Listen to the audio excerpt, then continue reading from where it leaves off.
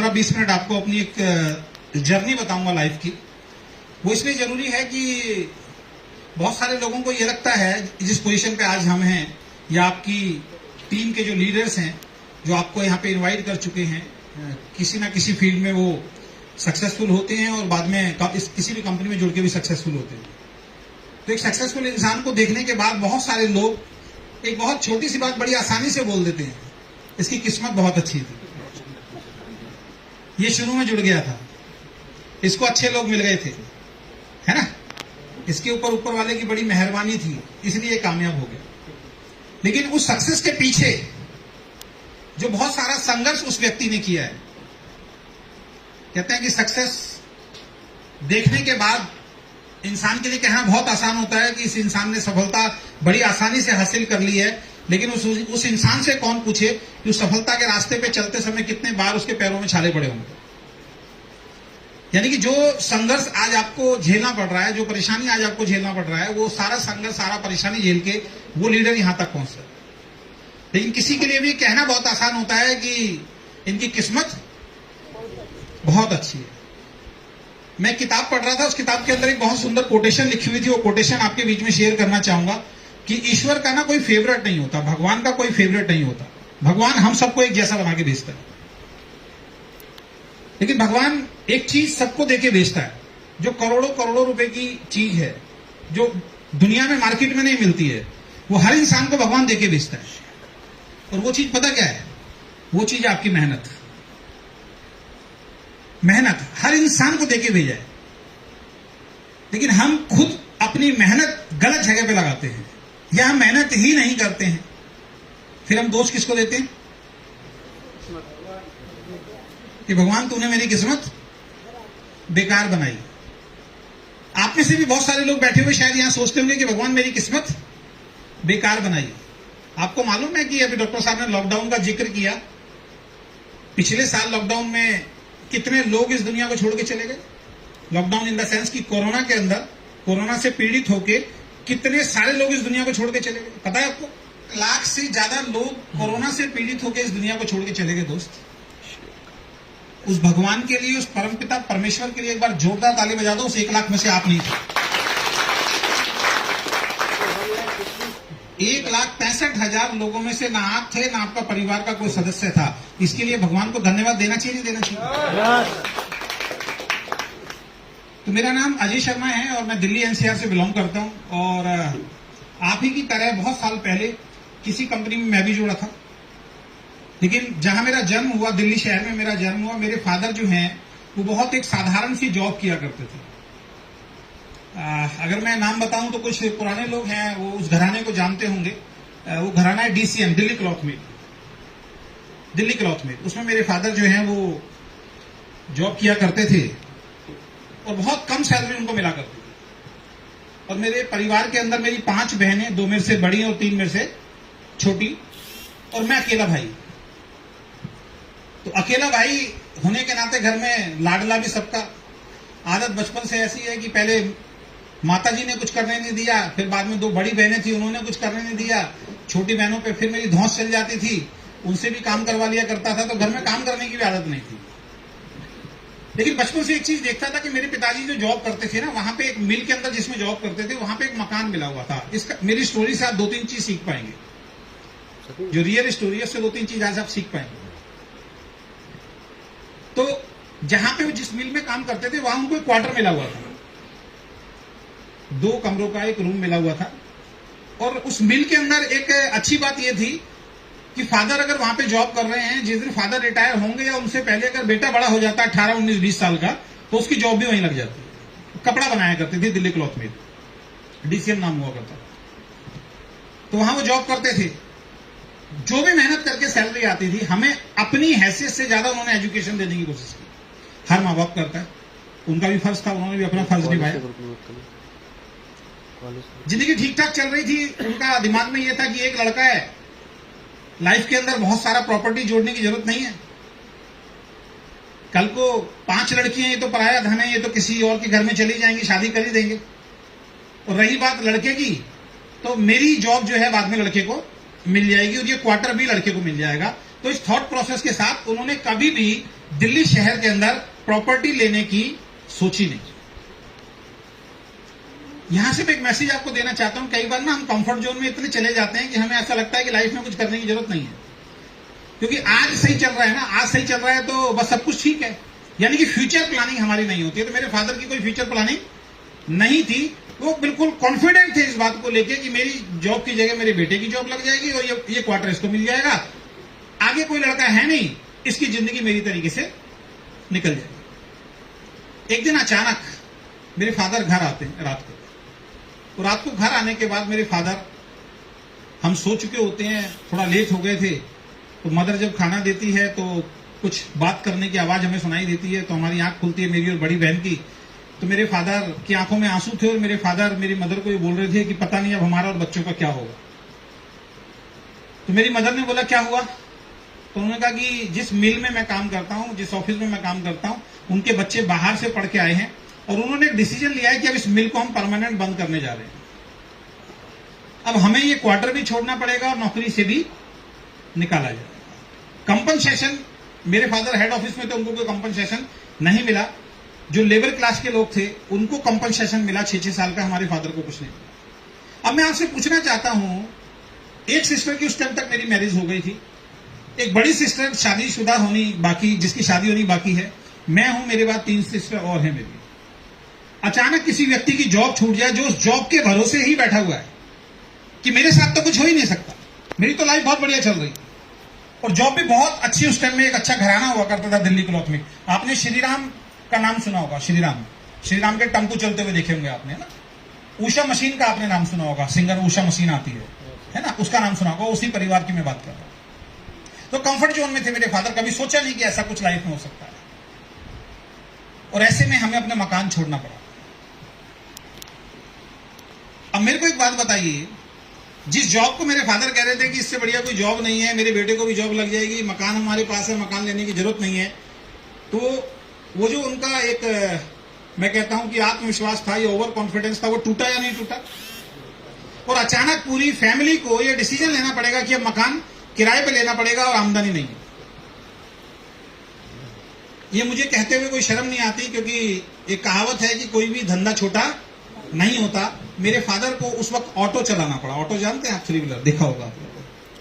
मेरे फादर ने ऑटो चलाया उसे, और ऑटो चला के वो पैसा लेके आते थे, हमारे घर का गुजारा चलता था।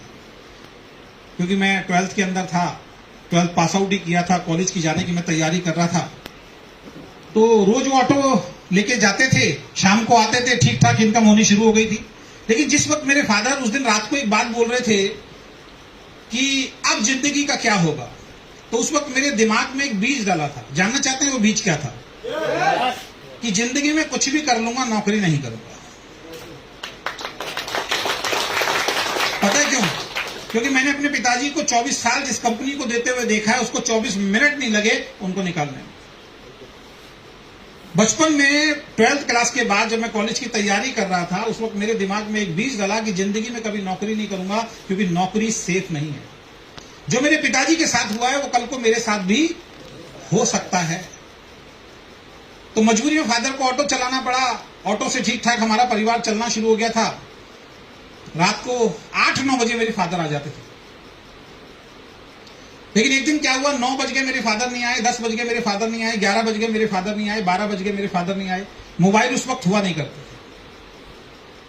तो 1-2 बार क्या हुआ था कि कई बार उनका ऑटो खराब हो जाता था, तो वो कहीं दूर ऑटो खराब हो जाता था, तो रात में आने का कोई साधन नहीं होता था, क्योंकि रेंट पे ऑटो लिया करते थे। तो कई बार वहीं रुक जाते थे रात को। तो हमने सोचा कल आ जाएंगे। अगले दिन 10 बज गए, 11 बज गए, 12 बज गए, 1 बज गए, मेरे फादर नहीं आए। तो बड़ा सोचने के लिए हम मजबूर हो गए, और फिर उनके दोस्तों से पूछा जो और ऑटो चलाया करते थे, तो सबने बोला कि नहीं, कल शाम को हमने देखा था, उसके बाद तो हमने देखा नहीं। लगभग 24 घंटे तक मेरे फादर घर में नहीं आए। हम सब परेशान हो गए, उल्टे सीधे ख्याल हमारे मन में आने शुरू हो गए। अचानक हमारे घर में एक आदमी आता है कि प्रेम कुमार शर्मा जी यहीं रहते हैं। मेरी मदर ने कहा यहीं रहते हैं। उनका एक सीरियस एक्सीडेंट हो गया है, और दिल्ली में बाड़ा हिंदूराव हॉस्पिटल है, वहां पे वो एडमिट है। क्योंकि आई कार्ड वगैरह था, उनका ऑटो कहीं ऑयल बिखरा हुआ था, तो वहां से स्लिप हुआ और आगे से गाड़ी आ रही थी, उसने टक्कर मारा, उनका पैर पूरा फ्रैक्चर हो गया था और होश नहीं था। किसी ने उनको बाड़ा हिंदूराव हॉस्पिटल के अंदर एडमिट करा दिया था। जब होश आया तो उन्होंने बताया ऐसे ऐसे मेरा ही घर है, वहां से किसी को बुला दो। हमारे हाथ पैर फूल गए। मैं और मेरी मदर जिस हालत में थे, हम उसी हालत में हॉस्पिटल की तरफ भागे। अब सोच के देखिए, कमाने वाला और 4 लड़कियां, अभी एक की शादी हो गई है और मैं भी कुछ कमा नहीं रहा हूं, और घर में अचानक कमाने वाले का एक्सीडेंट हो जाए। पहले जॉब छूटी, फिर जैसे ही कोई काम किया तो एक्सीडेंट हो गया। अब ऐसे परिवार की क्या स्थिति होगी? जमा पूंजी कुछ है ही नहीं, क्योंकि फ्यूचर प्लानिंग फादर की नहीं थी। क्या होगा ऐसे परिवार का? आप सोच के देख सकते हैं, कल्पना कर सकते हैं ऐसे परिवार का उस वक्त क्या होगा। लेकिन उस वक्त हमें ये नहीं दिखाई दे रहा था। उस वक्त ये दिखाई दे रहा था कि फादर को कोई ज्यादा चोट ना लगे। हम लोग हॉस्पिटल गए तो डॉक्टर ने बोला इनका सीरियस ऑपरेशन करना पड़ेगा, पैर पूरी तरीके से फ्रैक्चर हो गया, रॉड्स डलेगी, और कुछ खर्चा उन्होंने बताया। आप बिलीव नहीं करेंगे, हमारे परिवार के पास उस वक्त इतना पैसा नहीं था कि मैं उनका ऑपरेशन करवा पाऊं। तो पहली स्टोरी के माध्यम से मैं जो आपको मैसेज देना चाहता हूं कि लाइफ में अगर आपकी कोई फ्यूचर प्लानिंग नहीं है ना, तो कल को जो हमारे साथ हुआ वो आपके साथ भी हो सकता है। तो फ्यूचर प्लानिंग होना बहुत ज्यादा जरूरी है। और दूसरा, जो काम आप कर रहे हैं कोई जरूरी नहीं वही काम से आपकी पूरी जिंदगी चलेगी। जिस दिन वो काम बंद हो गया उस वक्त आप क्या, कोई सेकेंड इनकम सोर्स है आपके पास? आज अब जितने लोग बैठे हैं, मैं आपसे पूछना चाहता हूं, भगवान ना करे जो काम आज आप कर रहे हैं, कल को अगर वो काम ना रहे तो उसके बाद कोई दूसरी इनकम का साधन है आपके पास? अचानक नहीं है किसी के पास। तो दूसरी इनकम का साधन भी हमारे पास होना चाहिए। और जब हॉस्पिटल में डॉक्टर ने बताया इतना पैसा लगेगा, तीसरा जो मैसेज मैं आपको देना चाहता हूं, उसके बाद जब वो पैसे बताए गए तो हमें लगा कि ये पैसे हमारे पास तो नहीं, हम कहां से लेके आए। तो मेरी मम्मी ने मुझे बोला, पहाड़ी दीघा एक जगह है दिल्ली के अंदर की तेरी बुआ रहती है, वहां पे चला जा और वहां जाके पैसे ले। वो जो मेरी बुआ है उनके लिए हमने बहुत कुछ, मेरे फादर ने बहुत कुछ किया था। मतलब सगी नहीं है, सगी बुआ दूर रहती थी, वो पास में रहती थी, लेकिन उनके लिए बहुत कुछ उनके परिवार के लिए मेरे फादर ने किया। आपको बताऊं, जिस वक्त मेरे फादर का ऑपरेशन के लिए पैसे की जरूरत थी, एक रिश्तेदार भी हमारे साथ आके खड़ा नहीं हुआ कि बेटा तुम चिंता मत करो, हम आपके साथ हैं। तो तीसरा मैसेज क्या देना चाहता हूं अपने स्टोरी से, कि इस दुनिया में एक बात ध्यान रखना, बाप बड़ा ना भैया, सबसे बड़ा। अगर पैसा आपकी जेब में है तो रिश्तेदार दोस्त पड़ोसी हैं, पैसा अगर आपकी जेब में नहीं है तो कोई आपके साथ। आज आप कोई भी चीज किसी के साथ कर रहे हैं, जब आपके साथ विपदा होगी ना, कोई आपके साथ खड़ा नहीं होगा। ये मैंने बहुत नजदीक से देखा है। और ऐसी सिचुएशन के अंदर वो ऑपरेशन कैसे कराया गया मैं जानता हूं। मेरी माताजी के कुछ झुमके थे जो सिस्टर की शादी के लिए लेके रखे हुए थे, वो झुमके गिरवी रख के पैसा लाके बेच के उस टाइम मैंने फादर का ऑपरेशन कराया था।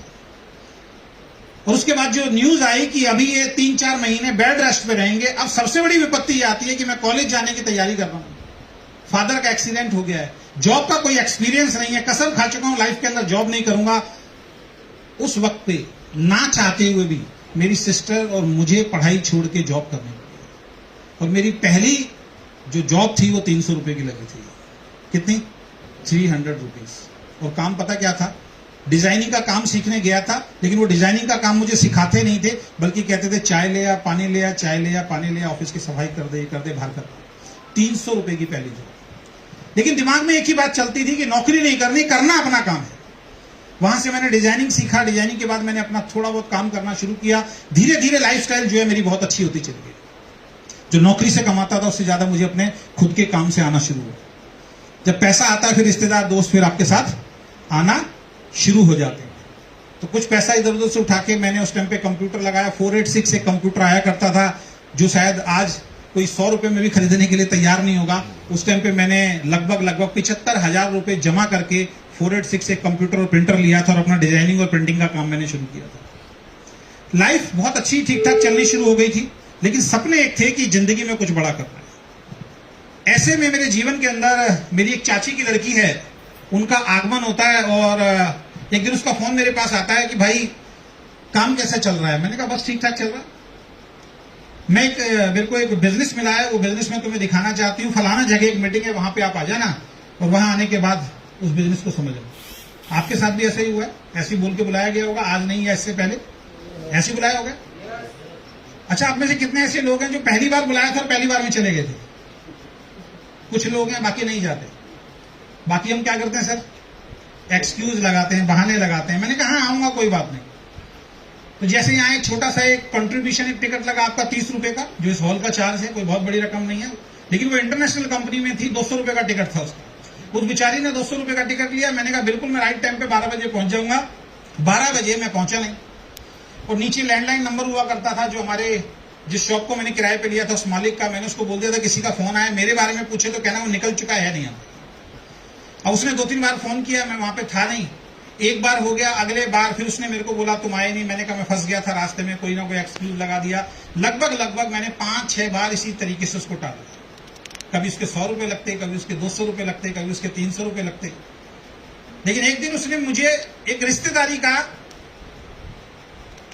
कहते हैं ना कि एक भरोसा देके या ताना देके कि अगर तू मुझे दिल से बहन मानता है तो इस बार आएगा, अगर इस बार तू नहीं आया तो मैं मान लूंगी तो मुझे बहन नहीं मानता। तो मैंने कहा अब तो बात रिश्तेदारी पे आ गई है, तो अब तो जाना पड़ेगा। उस सिचुएशन में मैं उसका सिर्फ भाई बहन का रिश्ता निभाने के लिए मैं उस ऑडिटोरियम के अंदर गया, उस सेमिनार में गया, और सेमिनार में जाके मैं पीछे जब बैठा उसके साथ, और वहां पे जो प्रोग्राम हो रहा था तो मेरी आंखें खुली रह गई। उस दिन मुझे लगा कि अजय शर्मा जिस काम की तू तलाश में था, एक्चुअल में वो काम यही है। और उसका उस इंडस्ट्री का नाम है डायरेक्ट सेलिंग। कंपनी का नाम तो मैं शेयर नहीं करूंगा, लेकिन इतना जरूर बताऊंगा वर्ल्ड की नंबर 1 कंपनी है, इंटरनेशनल कंपनी। आप सब पहचान जाएंगे मैं किस कंपनी की बात। और वहां पे जब मैंने लोगों को देखा, लोग सूट वूट के अंदर आए हैं, गुड मॉर्निंग बोल रहे हैं, बड़े एक्साइटेड हैं, नेगेटिविटी की कोई बात नहीं हो रही है, सबकी लाइफस्टाइल बहुत बढ़िया है। कोई स्टेज पे बोल रहा है मैं 25,000 कमाता हूं, कोई कहता 50,000 कमाता हूं, कोई कह रहा 1.5 लाख रुपए कमाता हूं। तो पीछे बैठ के एक ही चीज समझ में आई थी कि जिस काम की मैं तलाश के अंदर था वो काम आज मुझे मिला। तो यहां से एक मैसेज मैं आपको और बताऊंगा कि मेरी चाची की लड़की के माध्यम से मुझे इंडस्ट्री मिली, लेकिन मेरी चाची की लड़की आज इस इंडस्ट्री के अंदर नहीं है। जिसने मुझे बिजनेस दिखाया वो आज इस इंडस्ट्री के अंदर नहीं है। तो कई बार आपके साथ भी ऐसा होगा कि जो आपको ज्वाइन करा रहा है वो छोड़ के चला जाएगा। तो कई बार लोग क्या कहते हैं, अच्छा जिसने मुझे ज्वाइन कराया वो छोड़ के चला गया, तो हम भी छोड़ देते हैं कई बार। लेकिन मैसेज में पता क्या देना चाहता हूं, आपके अपलाइन ने आपको ज्वाइन कराया, आपका अपलाइन छोड़ के चला गया, बिल्कुल भी टेंशन मत लो, क्योंकि वो ऊपर वाला आपके अपलाइन को केवल और केवल इसलिए लेके आया था कि उसके माध्यम से आपको बिजनेस मिले और आप कामयाब। अगर मैं भी उसको ये सोच लेता कि मेरी चाची की लड़की ने बिजनेस छोड़ दिया और मैं भी छोड़ दूं, तो आज अजय शर्मा आपके सामने नहीं खड़ा। आज अजय शर्मा का 3 यूट्यूब चैनल नहीं होते। आज अजय शर्मा के यूट्यूब चैनल पे जो लाखों सब्सक्राइबर है वो नहीं होते। आज अजय शर्मा को जो पूरे हिंदुस्तान में अजय शर्मा के नाम से जानते हैं वो नहीं होते। तो ये बिजनेस ईश्वर ने आपको दिया है, किसी और को नहीं दिया। कई बार हम इस वजह से रुक जाते हैं, मेरी अपलाइन की वजह से, मेरी डाउनलाइन की वजह से मैं बिजनेस नहीं करूं। अरे वो अपना कर्म लेके आया, अपनी किस्मत लेके आया, आप अपनी किस्मत लेके आए। उसको भी भगवान ने मौका दिया, आपको भी भगवान ने मौका दिया। वो अपना कर्म करेगा तो कामयाबी मिलेगी, आप अपना कर्म करोगे तो कामयाबी मिलेगी। परिवार किसका है? आपका। सपने किसके हैं? आपके। मेहनत कौन करेगा? हमें करनी पड़ेगी ना। अगर मुझे अपने परिवार को अच्छी लाइफ देनी है, मेरा अपलाइन करे ना करे मुझे कोई फर्क नहीं पड़ता, मेरे डाउनलाइन करे ना करे मुझे कोई फर्क नहीं पड़ता। परिवार मेरा है, सपने मेरे हैं, तो मेहनत भी मैं ही करूंगा, कोई और नहीं करेगा। और हमने मेहनत करनी स्टार्ट की। एक कंपनी में गए, पता लगा प्रोडक्ट बहुत महंगे हैं, हम ही यूज नहीं कर पाएंगे, तो हम किसी और को कैसे बताएं। ये इसलिए एक मैसेज देना चाहता हूं, कई बार आप एक कंपनी के बाद जब दूसरी कंपनी में जाएंगे तो आपको इमोशनली ब्लैकमेल किया जाएगा, आपको बोला जाएगा कि आप तो कंपनी चेंज कर रहे हैं, और फिर आपको बहुत सारे शब्द भारी भारी बोले जाएंगे कि आप तो भगोड़े हो, है ना, आप तो एक कंपनी में टिक के काम नहीं करते, आप तो मंकी लीडर हो। इस तरीके की बातें आपको बोली जाती, इसलिए बोली जाती है कि डर के मारे आप उसी कंपनी के अंदर आए। अच्छा, मैं आप लोगों से एक सवाल पूछना चाहता हूं कि अगर यहां किसी की 25,000 रुपए की जॉब लग जाए आप सबकी, तो काम करोगे या नहीं करोगे? अब 6 महीने 25,000 की जॉब पे आपने काम किया और अचानक आपको एक ऑफर आए कि 35,000 रुपए मिलेंगे, तो क्या करोगे? लेकिन आपका दोस्त बोले नहीं नहीं ये नौकरी छोड़नी नहीं है 25,000 वाली, फिर क्या करोगे? आपका परिवार बोले 25,000 वाली नहीं छोड़नी है, 35 नहीं चाहिए, फिर क्या करोगे? तो एक कंपनी में अगर आप बहुत मेहनत करने के बाद भी पैसा नहीं कमा रहे हो और आपके सामने कोई दूसरी कंपनी आती है जहां से आपको लगता है कि आप अपनी जिंदगी को बेहतर कर सकते हो, तो आपको क्या करना चाहिए? चेंज कर लेना चाहिए। तो मैंने दूसरी कंपनी चेंज की, दूसरी कंपनी में मेरे साथ कुछ गलत हुआ, तो अभी तक ओवरऑल मैं लगभग 4 कंपनियां कर चुका हूं। इससे पहले हिंदुस्तान की नंबर 1 कंपनी में था। हर कंपनी में कुछ ना कुछ कमाया, और आज मेरी उम्र की अगर मैं बात करूं तो लगभग 46 साल की मेरी उम्र है। और 46 साल की उम्र में मुझे बताते हुए बड़ा प्राउड फील होता है कि इस डायरेक्ट सेलिंग इंडस्ट्री के माध्यम से इन 22-23 सालों के अंदर मैं आपके बीच में खड़ा हूं, जो अपनी 4 बहनों की शादी कर चुका हूं, अपनी खुद की शादी कर चुका हूं, दिल्ली एनसीआर जैसी जगह में 3 प्रॉपर्टी लेके बैठा हूं और आज अपनी खुद की गाड़ी मेंटेन करता हूं और आज पूरी दुनिया मुझे मेरे नाम से जानती है। ये सब कुछ अगर हो पाया तो एक इंडस्ट्री की वजह से हो पाया, जिस इंडस्ट्री का नाम है डायरेक्शन। और मैं इतना जानता हूं कि एक इंसान एक नौकरी और एक बिजनेस के दम पे पूरी जिंदगी लगने के बाद भी सिर्फ अपने बच्चों को अच्छी एजुकेशन दे पाता है, उनकी शादी कर पाता है या फिर एक मकान बना पाता है, इसके अंदर पूरी जिंदगी खत्म हो। और यहां 44 साल की उम्र में अगर मैं नौकरी कर रहा होता तो ये पॉसिबल नहीं था, मैं ट्रेडिशनल बिजनेस कर रहा होता तो ये पॉसिबल नहीं था। अगर ये पॉसिबल हुआ है तो ये हुआ है मल्टीप्लीकेशन की पावर पे, क्योंकि नेटवर्क बिजनेस की जो पावर है वो क्या है, यहां पे आप अकेले काम नहीं करते हैं, यहां पे आपके साथ एक टीम काम करती है और जब टीम काम करती है तो आपका टाइम मल्टीपल होता है और जब टाइम मल्टीपल होता है तो आपकी इनकम भी मल्टीपल होती चली जाती है। करना चाहिए नहीं करना चाहिए? करना चाहिए नहीं करना चाहिए? 1 साल पहले एक लाइफ का बहुत बोल्ड डिसीजन मुझे अपनी टीम के साथ लेना पड़ा कि मुझे एक कंपनी को चेंज करना पड़ेगा और उसके बाद जो कंपनी हमारे बीच में आई उस कंपनी का नाम है ओके लाइफ केयर। मैं चाहूंगा एक बार जोरदार ताली बजाइए।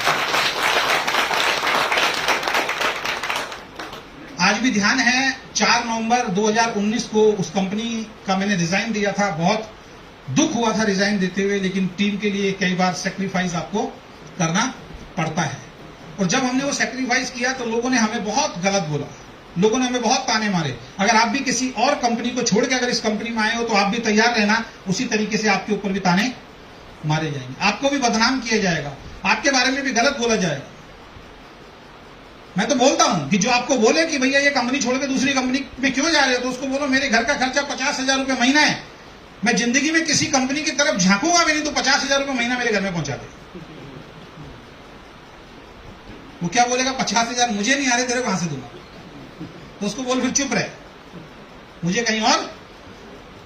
1 साल पहले अगर मेरे फेसबुक पे जाके देखेंगे, लोगों ने इतने ताने मारे हैं, इतनी गालियां बकी हैं, इतने गलत गलत शब्द लिखे हैं कि मैं आपको बता नहीं सकता। लेकिन हमने अपनी टीम के लिए डिसीजन लिया, बहुत अच्छी इनकम वहां भी आ रही थी, उस इनकम को छोड़ के मैंने डिसीजन लिया। ये मैं इसलिए बता रहा हूं क्योंकि आपके साथ भी हो। लोगों ने कहा कि जितनी इनकम वहां आ रही थी उतनी इनकम अब दोबारा नहीं आएगी, बर्बाद हो जाओगे, जिंदगी खराब हो जाएगी। और वाकई ओके लाइफ केयर में आने के बाद मैं बर्बाद हो गया। जानना चाहते हो कैसे बर्बाद हुआ? वहां पे बोला कि अजय शर्मा का यहाँ पे 1.25 लाख रुपए का चेक आया था, जिंदगी भर अजय शर्मा का 1.25 लाख रुपए का चेक नहीं आया। और जब ये कमेंट मैंने देखे, जब लोगों की बातें सुनी, तो अंदर से डर तो लगता है कि जिंदगी में कोई गलत डिसीजन तो नहीं हो गया। लेकिन प्लान को बहुत ध्यान से देखा था, बहुत बारीकी से देखा था, कुछ चीजों को बहुत अच्छी तरीके से समझा था। एज ए लीडर जब कुछ चीजों को बहुत अच्छी तरीके से समझते हो तो आपको बहुत सारी चीजें क्लियर होती है, फिर आपका डर जो है वो खत्म हो जाता है। काम करना शुरू किया बहुत बेहतरीन टीम के साथ, जो मेरे साथ पिछली कंपनी में भी थी। उन्होंने मेरा सहयोग दिया। जैसे डॉक्टर साहब ने माना कि जब तक आप 100% समर्पित नहीं करते किसी को, तब तक आपको कुछ मिलता नहीं। पहले महीने का चेक मेरा 34,000 रुपये आया ओके लाइफ केयर से। तो पहले महीने जैसे ही 34,000 रुपये मेरे अकाउंट में आया तो मैं बर्बाद हो गया। ऐसे ही हुआ होगा जैसे वो लोग बोलते थे। और दूसरे महीने चमत्कार हो गया। दूसरे महीने जो ओके लाइफ केयर से मेरा चेक आया वो आया 1,07,000। मैंने जब उस चेक को अकाउंट में देखा कि एक कंपनी ने 3 साल बहुत मेहनत करने के बाद 1.25 लाख रुपए महीने की इनकम पे पहुंचे थे और ओके लाइफ केयर में चमत्कार हो गया, मात्र दूसरे महीने में 1 लाख रुपए। तो मुझे उन लोगों पे हंसी आ रही थी जो कह रहे थे कि अजय शर्मा जी बर्बाद हो जाएंगे। उससे अगले महीने 1.25 लाख, 1.5 लाख, 2 लाख, 2.5 लाख, 3 लाख, 3.5 लाख, 4 लाख, 4.5 लाख, 5 लाख, 5.5 लाख। और सितंबर मंथ के अंदर 2020 के अंदर जब पूरी दुनिया लॉकडाउन से जूझ रही थी, कोरोना से जूझ रही थी, हम लोग घर में बैठे हुए थे, घर से हम निकले भी नहीं थे, मेरा हाईएस्ट चेक इस इंडस्ट्री के अंदर पहुंचा 7 लाख रुपए महीना। अच्छा, इनकम कैसी है? 7 लाख रुपए महीना। अब मुझे एक बात बताइए, ऐसा बर्बाद होना चाहते हो? कितने लोग ऐसा बर्बाद होना चाहते हैं? तो मैं आशीर्वाद देता हूं सब ऐसे बर्बाद हो। और उन सभी लोगों को धन्यवाद देता हूं, उन सभी लोगों को धन्यवाद देता हूं जिन्होंने ताने मारे थे। अगर वो ताने नहीं मारते तो आज मैं यहां नहीं होता। क्योंकि जब कोई ताना मारता है तो आपके साथ 2 बातें होंगी। जब कोई आपके बारे में गलत बोलता है, आपकी आलोचना करती है, तो एक इंसान के साथ 2 चीजें घटित होती हैं। नंबर 1, उस आलोचना से डर के वो इस बिजनेस को छोड़ देगा। नंबर 2, उस आलोचना को का जवाब देने के लिए इस बिजनेस में काम करेगा और कामयाब होकर दिखाएगा। दोनों चॉइस आपके पास है कि आप कौन सी चॉइस को एक्सेप्ट करते हैं। तो मैंने दूसरी चॉइस को एक्सेप्ट किया कि लोगों की जुबान एक ही तरीके से चुप की जा सकती है, अपने आप को सफल बना के। तो हमने अपने आप को सफल बनाने पे काम किया, उनकी बातों पे ध्यान नहीं दिया। 1 साल के अंदर इस कंपनी से, जिस कंपनी के बारे में आज आप जानने आए हैं, जिस कंपनी से आप ऑलरेडी ज्वाइन हो चुके हैं, मेरे घर में 60 लाख रुपए से ज्यादा, 60 लाख रुपए से ज्यादा आपके लाइफ केयर से आ चुका है। तो मेरी टीम में बहुत सारे ऐसे लोग हैं जो आज 1 लाख रुपए से ज्यादा इस बिजनेस में कमा रहे हैं। तो महत्वपूर्ण ये नहीं है कि मेरे घर में पैसा आ रहा है, महत्वपूर्ण ये है कि जिस टीम के लिए मैंने डिसीजन लिया, उसमें से जो व्यक्ति हमारे साथ आए, बहुत ध्यान से मेरे शब्दों को सुनना, जिस टीम के लिए मैंने डिसीजन लिया, उनमें से जो व्यक्ति मेरे साथ आए और जिस व्यक्ति ने सीरियसली हमारे साथ कदम से कदम मिला के काम किया, वो सारे के सारे लोग आज इस बिजनेस के अंदर कामयाब हैं। महत्वपूर्ण क्या है? कदम से कदम मिला के सीरियसली काम करना। जुड़ना महत्वपूर्ण नहीं है, सीरियसली कदम से कदम मिला के काम करना महत्वपूर्ण है। तो ये मेरी एक छोटी सी जर्नी है जो मैंने भी आपको बताया। लेकिन मैं कैसे 7 लाख रुपए तक पहुंचा, एवरेज चेक मैं आपको बता देता हूं, क्योंकि मैं कभी भी ना स्टेज से ना स्टेज के नीचे से झूठ नहीं बोलता, और बोलना नहीं चाहिए। इस इंडस्ट्री में आधे से ज्यादा लोग तो इसलिए बर्बाद होते हैं क्योंकि लोगों को झूठ बताया जाता है। चेक होता है 2 लाख का, बताया जाता है 7 लाख रुपए। चेक होता है 10 लाख का, बताया जाता है 40 लाख रुपए। मेरा हाईएस्ट चेक 7 लाख रुपए, टोटल इनकम 60 लाख रुपए से ज्यादा, और एवरेज चेक जो है मेरा यहाँ पे वो लगभग 4 लाख रुपए महीना। अच्छा, 4 लाख की इनकम कैसी है? बहुत अच्छी। अगर आपको आए तो लाइफस्टाइल ठीक हो सकती है, नहीं हो सकती है? लेकिन पता है समस्या कहां पे है? जैसे मैं बोल रहा हूं 4 लाख अगर आपको आए तो कैसा रहेगा, तो आप में से बहुत सारे लोग यहीं बैठे बैठे एक बात सोच रहे होंगे, पता है क्या सर, 4 लाख छोड़ो, 40,000 आ जाए तो अपनी जिंदगी सेट होगी। और यूनिवर्स का एक नियम है कि जो आप अपने बारे में सोचते हो, यूनिवर्स वो आपको देती है। और इस अभियान में बहुत सारे लोगों ने मेरा सहयोग दिया, सपोर्ट दिया। कुछ ऐसे लोग हैं जिनके माध्यम से आज मैं डीसा के अंदर आया, उनका धन्यवाद बगैर करे स्टेज से अगर उतर जाए तो शायद ये ठीक नहीं होगा।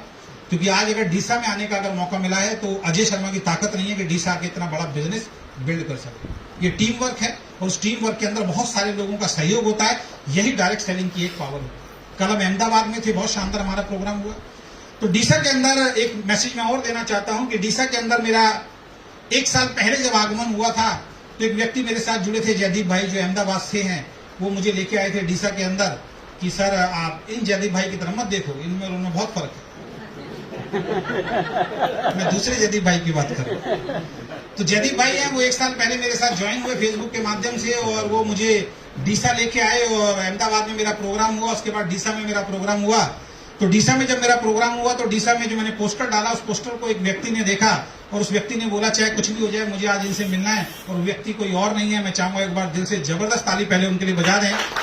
वो व्यक्ति है आप सबके बहुत होनहार लीडर, बहुत हैंडसम। मैं तो एक ही बात बोलता हूँ कि उनके अंदर सारे मॉडल के गुण हैं, हीरो के गुण हैं पर्सनैलिटी वाइज, और वो कोई और नहीं है, डॉक्टर अनिल आचार्य जी। एक बार ये मैं क्यों बताना चाहता हूँ कि कई बार आपके घर पे अपलाइन आती है दोस्त, आपके घर पे कई बार अपलाइन आती है, आपको बार बार प्लान दिखाती है, आपको बार बार मीटिंग में आने के लिए बोलती है, आपको बोलती है कि हम आपको सहयोग करेंगे। यानी कि अपलाइन ने आपको ज्वाइन कराया, अपलाइन ने आपके घर पे आया, अपलाइन ने आपको प्लान दिखाया, अपलाइन ने आपका टिकट लिया, अपलाइन आपको बार बार आके बोल रहा है सेमिनार में आना। लेकिन एक ऐसा व्यक्ति जो अपनी अपलाइन को खुद ढूंढता है, एक जिसको अपलाइन ढूंढता है, और एक ऐसा व्यक्ति जो अपनी अपलाइन को खुद ढूंढता है, इसमें जमीन आसमान का फर्क है। तो अनिल आचार्य जी ने मुझे खुद ढूंढा और मुझे फोन किया कि सर मैं अपने क्लिनिक के अंदर हूं और मैं आपसे मिलना चाहता हूं। मेरा फ्लाइट का टाइम हो रहा था, लेकिन मैंने कहा 10 मिनट जरूर दूंगा। और उस 10 मिनट में जब मैं इनकी क्लिनिक पे पहुंचा, बहुत व्यस्त थे ये, आज भी बहुत व्यस्त है, अगर इनके क्लिनिक में आप जाएंगे तो वहां पे बहुत सुंदर एक पेपर पे उन्होंने पूरा प्लान लिख के रखा हुआ था कि सर प्लान क्लियर है, 2-3 सवालों के जवाब मुझे चाहिए, ये 2-3 सवालों के अगर जवाब दोगे तो मुझे आपके साथ जुड़ना। सोच के देखिए, आपकी अपलाइन आपके पीछे पड़ा हुआ तो आप काम नहीं कर रहे हैं, एक व्यक्ति मेरे पीछे पड़ा है कि मुझे ज्वाइन करो। समझ में, जिसको जो आता है उसको वो दिखाए। तो इन्होंने मेरे से 2-3 सवाल पूछे, मैंने इनके सवालों के आंसर दिए, इन्होंने काम को शुरू किया और आज बहुत बढ़िया तरीके से, आज तीसरी बार मैं इनसे मिल रहा हूं। लोग कहते हैं हमारी अपलाइन सहयोग नहीं करती, हमारी अपलाइन हमें सपोर्ट नहीं करती, हमारी अपलाइन मुझे प्लान नहीं दिखाई देती। तो मुझे महाभारत की वो कहानी याद आ जाती है कि द्रोणाचार्य का एक शिष्य अर्जुन था और एक शिष्य था एकलव्य। अर्जुन को सिखाया, एकलव्य को नहीं सिखाया। तो सीखने वाला कहीं से भी सीखता है। एकलव्य ने एक ही बात बोली, गुरुजी सिखाओ, यहाँ सिखाओ, नहीं सिखाओगे तो हम तो आपकी मूर्ति से भी सीख लेंगे। उनकी मूर्ति लगाई और एकलव्य अर्जुन से भी बढ़िया धनुर्धर बन चुका था। तो एकलव्य है हमारे अंगाचार्य। तो मैं ये बोलना चाहता हूं कि इन्होंने मुझे दूर से ढूंढा। आप बहुत सौभाग्यशाली हैं कि आपकी अपलाइन आपके घर पे आती है। तो जो व्यक्ति आज आपको यहाँ पे लेके आया, मैं कहता हूं दिल से एक बार उसको खड़े होकर ताली बजा के थैंक यू बोल दो, जिसने आपको ढूंढा। ये अभी तक की मेरी जर्नी रही और शेरों का पूरा प्रोग्राम दिखाया। और वो एक एक इशारे पे जैसे जैसे जो आदमी बोल रहा है, जो ट्रेनर बोल रहा है, वो सारा काम शेर कर रहा है। जैसे वो 2 मिनट के लिए शेर नहीं रहा, वो कुत्ता रह गया। मतलब उसको इतना जबरदस्त ट्रेन कर दिया गया कि मतलब शेर अपनी एक्चुअल में पावर ही भूल गया।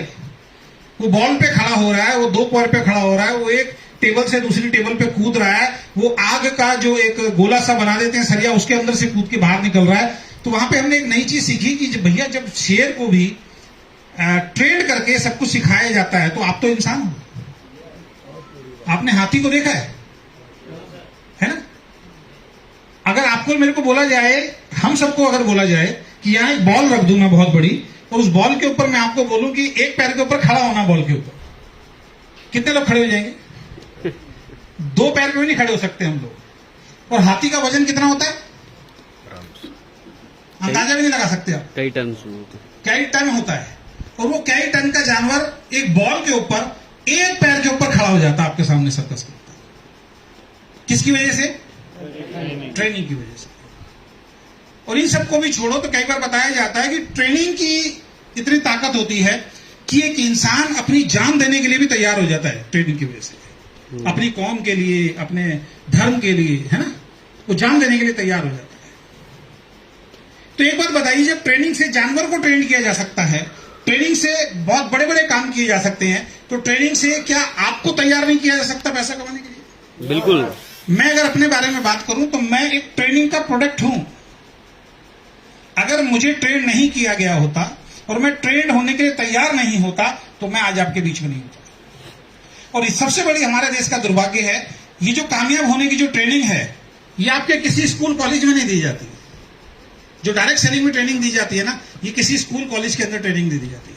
अगर ये डायरेक्ट सेलिंग की इंडस्ट्री की जो ट्रेनिंग है, अगर ये गवर्नमेंट ये बोले कि बचपन से जो गवर्नमेंट ने शुरू कर दिया है, अगर बचपन से ही आपके बच्चों को देनी शुरू कर दी जाए, या ट्रेनिंग का छोड़ दो, अगर मैं कहूं हमारे घर में, सबके घर में 7 साल, 8 साल, 10 साल के बच्चे होंगे, तकरीबन सबके घर में होंगे।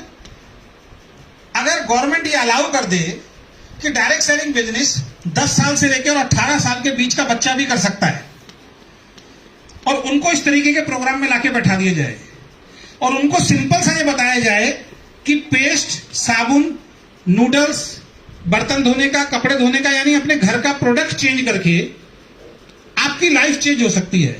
और ये बात आपको 2 लोगों को बताना है, 2 अपने दोस्तों को बताना है। वो अपने 2 दोस्तों को अगली मीटिंग में पकड़ के लाए, उनको भी ये बताया जाए कि ये प्रोडक्ट चेंज करके आप अपने 2 दोस्तों को अगर यहाँ पे लाके ज्वाइन कराते हो, ये सामान खरीदते हो, माँ बाप पैसे देने के लिए तैयार हो जाएं, तो मेरा ये पूरा बिलीव है इस इंडस्ट्री में 25 साल के अंदर लोग धक्के खा रहे हैं। कई कंपनी बदलने के बाद भी 20,000 नहीं आ रहा। अगर ये बिजनेस बच्चों के लिए शुरू दे दिया जाए तो मैं गारंटी से देता हूं वही बच्चे 1 साल के अंदर करोड़पति बनकर दिखा सकते हैं इसी बिजनेस। क्योंकि बच्चे ना दिमाग नहीं लगाते, और हम क्या करते हैं? हम दिमाग लगाते हैं। आपका अपलाइन आता है कि ये साबुन ले लीजिए, साबुन चेंज करने से आपकी जिंदगी चेंज हो जाएगी। आप दिमाग लगाते हो क्या? किस नाम का है ये? कौन सा हीरो हीरोइन इसका ऐड करता है? कौन से टीवी पे ऐड आता है? सबसे पहले तो साबुन जब आपके हाथ में आता है ना, हिंदुस्तान के अंदर लोग इतने समझदार हैं कि सबसे पहले साबुन हाथ में आता है तो पहली चीज चेक क्या करते हैं? फ्रेगनेंस आई नहीं। अभी इससे पहले मैं राजस्थान की एक कंपनी में था, उसमें कपड़ा बनाया जाता था, कपड़े की किट दी जाती थी। तो जब हम कपड़ा दिखाते थे कि भाई ये कपड़ा है, सूट है, तो लोग ऐसे करके उस कपड़े को ऐसे करके पकड़ के देखते थे, कपड़ा तो चोखा सा नहीं है भाई, बढ़िया नहीं है तुम्हारा कपड़ा। तो ऐसी इंडिया के बाहर विदेश में एक बार एक बहुत बड़ी कंपनी ने अपना एक आउटलेट लगा रखा था जहां पे शर्ट्स वगैरह, कपड़े वगैरह बिक रहे थे। तो फॉरेनर आ रहे थे, वो अपना पैसा दे रहे थे, परचेज कर रहे थे, कोई एक, कोई दो, कोई तीन, कोई चार, 2-3 इंडियन पहुंच गए वहां पे। तो इंडियन ने बोला भाई शर्ट कितने की है? उसने कहा इतने डॉलर की। कह रहा दिखाओ। उसने शर्ट दिखाया। तो हमारी आदत क्या होती है, सबसे पहले रैपर खोल के उसको बाहर निकालते, और बाहर निकालने के बाद क्या करते, कपड़े को वो ऐसे करके देखा उसने, उसकी वाइफ थी और उसके कोई दो तीन दोस्त थे, मजा नहीं, चला गया। वो फॉरेनर देख रहा था वहां खड़ा होकर। उस फॉरेनर ने अपने एग्जीक्यूटिव को बुलाया, कहता है इसने क्या बोला? कह रहा सर इसने रैपर खोला, शर्ट को बाहर निकाला, शर्ट को चेक किया ऐसे हाथ से, और कह रहा क्वालिटी अच्छी नहीं है। उसने कहा अच्छा। उसने शाम को अपने जितने भी एग्जीक्यूटिव थे सबको बुला लिया, और वहां पे विदेश के अंदर कपड़ा चेक करने की, क्वालिटी चेक करने की करोड़ों रुपए की एक मशीन लगी हुई थी। उसने कहा एक मशीन को बाहर निकालो, इस पे करोड़ों रुपए बेकार किए। उसने कहा क्या मतलब, समझे नहीं। उसने कहा 2 इंडियंस को लाके खड़ा कर दो, यहां से कपड़ा निकलेगा, बस ये चेक करेंगे बढ़िया है, बेकार है, बढ़िया है। जिस प्रोडक्ट को चेक करके गवर्नमेंट के सर्टिफिकेट मिलके कोई कंपनी प्रोडक्ट आपके पास भेजती है, आप और हम बड़े आराम से कह देते हैं इसमें मजा नहीं आ रहा। क्योंकि कहावत है, दुनिया का सबसे समझदार आदमी कौन? दुनिया का सबसे समझदार आदमी कौन? एक बार और, दुनिया का सबसे समझदार आदमी कौन? एक बार और, दुनिया का सबसे समझदार आदमी कौन? इसको थोड़ा तेज तेज बोल सकते हो? दुनिया का सबसे समझदार आदमी कौन? दुनिया का सबसे समझदार आदमी कौन? अच्छा, मैं कौन करता है? बकरी। तो बकरी हो क्या? सबसे बड़ी बीमारी हमारी यही है, जिसको भी दिखाओ बिजनेस, वो कहता है दुनिया का सबसे समझदार आदमी। वो ये नहीं देख रहा कि सामने 7 लाख रुपए कमाने वाला उसके घर आया है। भगवान ने 7 लाख रुपए महीना कमाने वाला व्यक्ति उसके घर भेजा है चल के, उसके शहर में भेजा है चल के। लेकिन सब कुछ सुनने के बाद लास्ट में कहता है दुनिया का सबसे समझदार आदमी। और उस दुनिया के सबसे समझदार आदमी से अगर ये पूछो कि अकाउंट में कितने पैसे हैं, तो कहता है, और वो कह रहा है दुनिया का सबसे समझदार आदमी। तो सबसे पहले अगर वाकई दुनिया में अमीर बनना है, वाकई दुनिया में सक्सेसफुल बनना है, तो इस बीमारी से जल्दी बाहर आ जाओ कि दुनिया का सबसे समझदार आदमी। अच्छा, ये गलतफहमी आपको ही नहीं है, ये गलतफहमी मुझे भी थी एक दिन। मैं अपनी मीटिंग ट्रेनिंग में एक बात बोलता हूं, इस दुनिया में 3 तरीके के लोग पाए जाते हैं। जानना चाहते हो कौन कौन से? पहले जो जिंदा हैं, जिनको अभी आपने स्टेज पे देखा, जिनको समझाया, समझ में आ गया, यार दुकान चेंज करने से पैसा मिलता है और दुकान चेंज करवाने से पैसा मिलता है, उन्होंने एज ए बिजनेस इसको अडॉप्ट किया, टाइम खराब नहीं किया, रोज निकलते हैं, शाम को ज्वाइनिंग लेके घर में घुसते हैं, सीखते हैं इस बिजनेस। जो ईगो को खत्म कर देते हैं कि यार मैं एमआर था, यार मैं उस कंपनी का एग्जीक्यूटिव था, मैं प्रिंसिपल था, मैं प्रोफेसर था, मैं डॉक्टर था, मैं एडवोकेट था, उस अहंकार से बाहर आ जाते हैं और वो समर्पण कर देते हैं अपनी अपलाइन और सिस्टम के सामने। तो इस दुनिया में पहले कौन से व्यक्ति होते हैं? जो जिंदा होते हैं। और दूसरे कौन से व्यक्ति होते हैं? जो मुर्दा होते हैं, जो मर गए। एक तीसरी कैटेगरी और होती है, जानना चाहते हो कौन से? वो तीसरे व्यक्ति होते हैं जो कोमा में होते हैं। और ये कोमा वाला व्यक्ति सबसे खतरनाक होता है और सबको परेशान करता है। तो आज की ट्रेनिंग शुरू करने से पहले मैं आपको ये महसूस कराना चाहता हूं, अपने आप को चेक कीजिए कि आप जिंदा हैं तो बहुत बढ़िया, आप मुर्दा हैं तो उससे भी बढ़िया। क्योंकि मुर्दा आदमी मरने के बाद किसी को परेशान नहीं करता। मुर्दा का मतलब मरा हुआ नहीं होता, मुर्दा का मतलब यह भी होता है कि आपके सपने ही नहीं है। मुर्दा का मतलब यह भी होता है कि सामने आपको एक ऐसा बिजनेस मिल रहा है जिस बिजनेस में केवल और केवल अपने घर के प्रोडक्ट चेंज करने से लोगों की जिंदगी बदल रही है, और आप कह रहे हैं कि मैं ये बिजनेस नहीं कर सकता। तो ऊपर वाले को दोष देने की जरूरत नहीं है। आप साबुन चेंज नहीं कर सकते, आप पेस्ट चेंज नहीं कर सकते, आप शैम्पू चेंज नहीं कर सकते, आप कपड़े धोने की टिकिया चेंज नहीं कर सकते, आप बर्तन धोने की टिकिया चेंज नहीं कर सकते, वॉशिंग पाउडर चेंज नहीं कर सकते, टॉयलेट क्लीनर चेंज नहीं कर सकते। वो क्या क्यों मेरी जिंदगी चेंज नहीं हो रही? तो जिंदा आदमी किसी को परेशान नहीं करता, मुर्दा आदमी किसी को परेशान नहीं करता, कोमा वाला ज्यादा परेशान करता है। उससे डॉक्टर भी परेशान रहता है, उससे बच्चे भी परेशान रहते हैं, उससे माँ बाप भी परेशान रहते हैं, क्योंकि कोमा वाले व्यक्ति को सेंस होते हुए भी सेंस नहीं रहता। ऐसा होता ही नहीं होता। तो अपने आप को चेक कीजिए, आप जिंदा हैं, आप मरे हुए हैं, या फिर आप, और ये कोमा वाला इंसान बड़ा खतरनाक है। और भगवान ने कुछ टेक्निक मुझे ऐसी दी है कि मैं कोमा वाले इंसान को जिंदा इंसान में तब्दील करता हूं। तो अगर आप ऐसे हैं तो भी टेंशन नहीं है, तो इलाज तो आज आपका होगा। क्योंकि मैं भी पहले कोमा में था, मैं भी ये कहता था, कोई मेरे को समझाने आता था, तू मुझे क्या समझाएगा, मुझे सब मालूम है। आपकी जैसी था। लेकिन हमें भी कोई डॉक्टर मिला, उसने कहा कोई बात नहीं, तेरा तो इलाज करेंगे, हमारा इलाज किया तो हम यहां खड़े हो गए, आपका इलाज होगा तो आप भी यहां खड़े हो जाएंगे। तो तैयार हैं? यस। चलिए, तो सबसे महत्वपूर्ण जीवन में कामयाब होने के लिए क्या चीज है? ट्रेनिंग। और लोग इस ट्रेनिंग से बचने की कोशिश करते हैं, और आप बहुत बेहतरीन हैं। एक बार अपने लिए ताली बजा लीजिए, क्योंकि आप अपना बहुत कीमती समय निकाल के आज इस मीटिंग हॉल में आए हैं अपनी जिंदगी को बदलने के लिए। और मुझे ऐसा लगता है कि जो आपने अपने लिए ताली बजाई है वो बहुत कम बजाई है। आपके लिए ताली बजाने की बात कर रहा हूं, अपने लिए नहीं कर रहा हूं।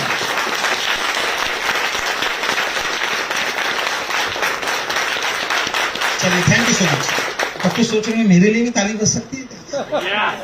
डर डर के ताली बजा रही, मेरे लिए ताली। जब तक सोचोगे नहीं, कोई बजाएगा भी नहीं। ध्यान, बात समझ में आ रही सर?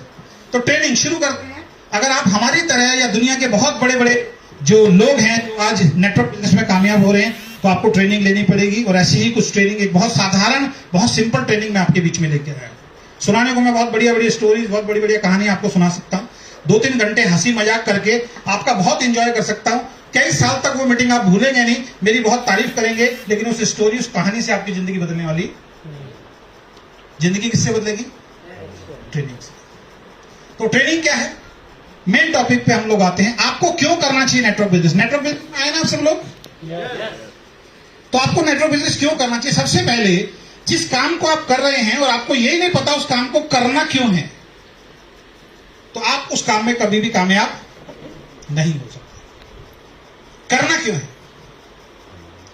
जब तक आपका क्यों यानी कि वाई क्लियर नहीं होगा, नेटवर्क बिजनेस में एक ही चीज बताई जाती है, बड़े बड़े मोटिवेशनल स्पीकर ये बात बताते हैं, जब तक आपको अपने जीवन का वाई क्लियर नहीं होगा, आप जीवन में कुछ नहीं कर सकते। कहते हैं इंसान का जन्म 2 बार होता है, मेरा तो दूसरी बार हो गया, आपका हुआ है नहीं हुआ मुझे नहीं मालूम। पहला, जब वो मां की कोख से इस दुनिया में आता है। दूसरा, जब उस इंसान को यह पता लगता है कि इस दुनिया में वो क्यों आया है। मुझे पता लग गया कि मेरा क्यों क्या है, मैं क्यों इस दुनिया में आया हूं। आपको अपना क्यों ढूंढना है। मेरा क्यों यह है कि मैं इस इंडस्ट्री के माध्यम से ना केवल अपनी जिंदगी बदलूंगा, बल्कि मेरे जैसे करोड़ों करोड़ों लोगों की जिंदगी को बदलूंगा। ये मेरा वाई है। आपको अपना वाई चेक करना। ये बिजनेस केवल आपकी जिंदगी नहीं बदलता है। आपको अच्छा नहीं लगता कि स्टेज पे आप खड़े हो और आपका कोई पैर छुए? आपको अच्छा नहीं लगता कि स्टेज पे आप आए, लोग आपको माला पहने? आप नहीं चाहते कि आप स्टेज पे जब आए लोग आपके साथ सेल्फी खिंचवाएं? चाहते नहीं चाहते? अच्छा, एक बात पूछना चाहता हूं, जो काम कर रहे हो उससे कभी ऐसा हो सकता है? तो इसके लिए काम करना पड़ेगा। तो सबसे पहले वाई, क्यों करना है ये बिजनेस। जब वाई क्लियर होता है ना, तो इंसान बड़े से बड़े चैलेंज से टकराने के लिए तैयार हो जाता है। मैं आपसे पूछना चाहता हूं कि यहां से हम सब लोग बाहर निकलते हैं, आप लोग यहां से मीटिंग खत्म हुई, अपने अपने घर की तरफ जा रहे हैं। रास्ते में आप बाइक से किसी से भी जा रहे हैं, आपकी टक्कर हो जाती है, या थोड़ा बहुत कुछ ऐसी बात हो जाती है कि 2 हट्टे कट्टे पहलवान है, 3-4 बॉडी बिल्डर जिनके बड़े बड़े डोले हैं, खूब बॉडी बनी हुई है उनकी, उनसे बहस हो जाती है किसी बात को लेकर। वो है 6-7। आप में से कितने ऐसे लोग हैं जो उनसे लड़ने के लिए तैयार होंगे? हाथ खड़ा कर। भाई साहब हाथ खड़ा कर रहे थे, नीचे कर दिया। नाना पाठक नहीं नहीं नहीं नहीं। कौन करेगा? हट्टे कट्टे हैं, खूब डोले हैं बड़े बड़े, बाउंसर टाइप। कोई करेगा क्या? अब सिचुएशन को चेंज करता हूं। आप जा रहे हैं अपनी वाइफ के साथ, अपनी बेटी के साथ, या अपनी माताजी के साथ। वही बाउंसर खड़े हैं, और वो बाउंसर आपकी माता जी, आपकी बेटी या आपकी वाइफ के ऊपर कुछ कमेंट पास करते हैं, उसको छेड़ने की कोशिश करते हैं, अब क्या करोगे? हैं? अब मरूंगा या क्यों भाई? पहले क्या था? पहले आपका वाई क्लियर नहीं था कि लड़ूं क्यों? दूसरी बार में अंदर से ताकत आ गई कि मेरी वाइफ, मेरी बहन या मेरी माता जी को छेड़ कैसे दिया, अब छोड़ूंगा नहीं तेरे को। यानी कि जो छुपी हुई ताकत थी वो बाहर निकल गई, फिर चाहे उसके 4 डोले हों या 50 डोले हों, फिर हम नहीं देखेंगे। तो दुनिया में बड़ा काम कब होता है? जब आपका वाई क्लियर होता है। नेटवर्क बिजनेस में ज्वाइन तो करोड़ों लोग हैं, लेकिन वाई कुछ हजार लोगों का क्लियर है। इसीलिए 10% लोग ही इस इंडस्ट्री में कामयाब होते हैं, क्योंकि उनका वाई क्लियर होता है कि हमें बिजनेस करना है। और ये वाई कभी एक दिन में क्लियर नहीं होता है, ऐसी पता नहीं कितने मीटिंगें देखनी पड़ेगी उसके बाद ये वाई क्लियर होता है। मेरा एक दिन में वाई थोड़ी क्लियर हुआ था, कई मीटिंगों में जाने के बाद समझ में आया कि ये बिजनेस क्यों होगा। तो आज जानते हैं कि ये बिजनेस आपको क्या दे सकता है जो कहीं और से आपको नहीं मिल सकता। सबसे बड़ी चीज है, ये बिजनेस आपको वो दे सकता है जो कहीं और से मिल ही नहीं सकता आपको। और वो पहली चीज क्या है? हर आदमी की जरूरत है फाइनेंशियल फ्रीडम, पैसे की आजादी। कैसा रहेगा? सोच के देखिए कैसा रहेगा कि आपके पास इतना पैसा हो, इतना पैसा हो, इतना पैसा हो कि पैसा खर्च करते समय सोचना ही ना पड़े कि कितना पैसा खर्च करना पड़ता है। लाइफ कैसी होगी? बहुत बढ़िया। अभी कैसी है? अभी कैसी है? अभी है क्या बढ़िया लाइफ? नहीं। लेकिन भगवान ऐसा कर दे कि पैसा बहुत हो, पैसे से एटीट्यूड आता है आदमी के पास, ध्यान रखें आप। पैसे से कॉन्फिडेंस आता है आदमी के पास। आपको अगर किसी 5 स्टार होटल में अभी भेज दिया जाए, पैसा जेब में नहीं है, 5 स्टार होटल के अंदर अगर आपको भेज दिया जाए, आपका एटीट्यूड कुछ अलग होगा। आप धीरे धीरे चलोगे, कहीं जूते आवाज तो नहीं कर रहे हैं। आप देखोगे कोई कुछ बोल तो नहीं देगा। आप देखोगे टेबल में बैठते हो कि बैठना कैसे है, ऑर्डर कैसे देना है। यानी कि फियर, डर के मारे आप कुछ अच्छा कर ही नहीं पाओगे उस वक्त। लेकिन आपकी जेब में 5 लाख इधर डाल के भेज दिया जाए और 5 लाख इधर डाल के भेज दिया जाए और बोला जाए कि खर्च करके आना है, अब आपका एटीट्यूड कुछ अलग होगा, क्योंकि अब पैसे की टेंशन नहीं है ना। अब आप बिल्कुल ऐसे चलेंगे राजा की तरह, बीच में जाके सबके बैठेंगे, क्योंकि 10 लाख रुपए खर्च करने की अपने को टेंशन नहीं है, और एंजॉय करके आएंगे अपनी लाइफ को। पैसे से आपका एटीट्यूड, आपका आत्मविश्वास चेंज होता है। ऐसा होता है नहीं होता? यस। हमारी कंपनी में एक लीडर हैं जो लगभग 2.5 साल पहले हमारी कंपनी के अंदर जुड़े। 1.5 साल तक उस व्यक्ति का चेक 15-20, 25 हजार रुपए अटका हुआ था। और जब वो मीटिंग ट्रेनिंग में आता था, उसका एटीट्यूड सबसे दबा हुआ होता था, क्योंकि उसके बाद के लोग बहुत आगे निकल गए और वो 15-20 हजार रुपए अटका हुआ 1.5 साल से। लेकिन बिजनेस नहीं छोड़ा। करते करते करते करते करते अचानक उसके नीचे एक ऐसा लीडर आ गया जिसको इस इंडस्ट्री में लोग जानते थे, और उस लीडर ने दूसरी साइड के अंदर बहुत जबरदस्त काम किया। जिस इंसान का 20, 25, 30, 35 हजार का बड़ी मुश्किल से चेक आता था, उस लीडर के आने के बाद अगले 4 महीने में उस लीडर का चेक 12 लाख रुपए महीने पहुंच गया ओके लाइफ के। और अभी जब मैं उस आदमी से मिला, उसका एटीट्यूड अलग था। सही। वो 25 हजार वाला नहीं रहा था, वो 12 लाख वाला था। और वो जिससे भी बात कर रहा था पूरे कॉन्फिडेंस के साथ बात कर रहा था, आंख से आंख मिला के बात कर रहा था। इंसान वही था, एटीट्यूड कैसे चेंज हुआ? बाप बड़ा ना भैया, सबसे बड़ा तो पैसे में वो ताकत है। तो फाइनेंशियल फ्रीडम, ये बिजनेस क्या देता है आपको? Financial freedom. क्या आपकी नौकरी से आपको फाइनेंशियल फ्रीडम मिल सकता है? मिल सकता है क्या? पैसा आपकी जिंदगी में बहुत जरूरी चीज है। हर पग पे पैसा चाहिए। आप काम करो, आप काम ना करो, लेकिन जैसे ही आप सवेरे उठते हो, मीटर चालू हो जाता है, आपको पैसा कमाना ही पड़ेगा। जिस पंखे के नीचे सो रहे हो, पंखा चल रहा है, वो बिजली से चलता है। और यहां पे मोदी जी ने फ्री नहीं कर रखी है बिजली। बच्चों के स्कूल की फीस जाएगी, आपका घर का और जो खर्चा है वो होना है, यानी मेहनत तो करनी। तो डायरेक्ट सेलिंग बिजनेस एक ऐसा बिजनेस है जो आपको पैसे की आजादी दिलाता है। हम इस इंडस्ट्री में ऐसे ऐसे लोगों को जानते हैं जो आज इस इंडस्ट्री से 10 लाख, 20 लाख, 30 लाख, 40 लाख, 50 लाख, 60 लाख, 70 लाख, 1-1 करोड़ रुपए महीना कमा रहे हैं इसी इंडस्ट्री से, जिस इंडस्ट्री के लिए लोग मना करते थे। तो पहली चीज, क्यों करना है इस बिजनेस को? ये बिजनेस देता है आपको फाइनेंशियल फ्रीडम। दूसरी चीज क्या देता है? Time freedom. जयदीप भाई, ये कौन है? जयदीप भाई कौन है ये? सोच रहा है कौन है? जयदीप भाई को सोचने दो, कौन है ये? जयदीप भाई है। ये कौन है? नीली टोपी जिसने पहन रखी, ये कौन है? शादी हुई नहीं हुई अभी आपकी? हो गई ना? ये जयदीप भाई है। और ये कौन है? अब तो वाइफ ही होगी, कोई और हो नहीं सकती। चलिए, जयदीप भाई, कैसा लगेगा कि एक बहुत शानदार बीच हो और ऐसी दो चेयर हो, पैसा आपके पास बहुत सारा हो और इसी तरीके से टेंशन फ्री आप बीच पे दोनों हस्बैंड वाइफ लेटे हो? कैसा रहेगा जयदीप भाई? बहुत बढ़िया। बच्चे हैं? वो बच्चे कहाँ हैं? अभी खेल रहे हैं। कितने हैं? एक है। तो इधर बच्चा कहीं खेल रहा है, अपनी लाइफ को एंजॉय कर रहा है, वो मिट्टी का घर बना रहा है वहां पे, है ना अपना। कैसे रहेगी लाइफ, मुझे बताइए आप। ये स्टोरी मैं जयदीप भाई को नहीं बता रहा हूं, ये स्टोरी आप सबको बता रहा हूं। अगर आप सबके साथ ऐसा हो तो कैसा रहेगा? अच्छा, ये जो दो लोग यहाँ हैं, या समुद्र पे कभी आप जाइए, या बहुत अच्छी अच्छी जगह जो घूमने की वहां जाइए, वहां पे जो लोग घूमते हैं वो आपके जैसे हैं या किसी दूसरे ग्रह से उतर के आते हैं? हमारे जैसे लोग। फर्क क्या है दोनों में? वो उसके लिए काम करते हैं, मेहनत करते हैं, हम उसके लिए काम और मेहनत नहीं करते। कैसा रहेगा आप सबका अगर बहन बहुत सारा पैसा हो और इस तरीके का टाइम फ्रीडम हो कि टेंशन ना हो आपको, तो जिंदगी कैसी रहेगी? ये ड्रीम हमने कई बार देखा है, जब हमें स्टेज से दिखाया गया, हमने इमेजिन किया है इस बात को कि एक दिन ऐसा होगा।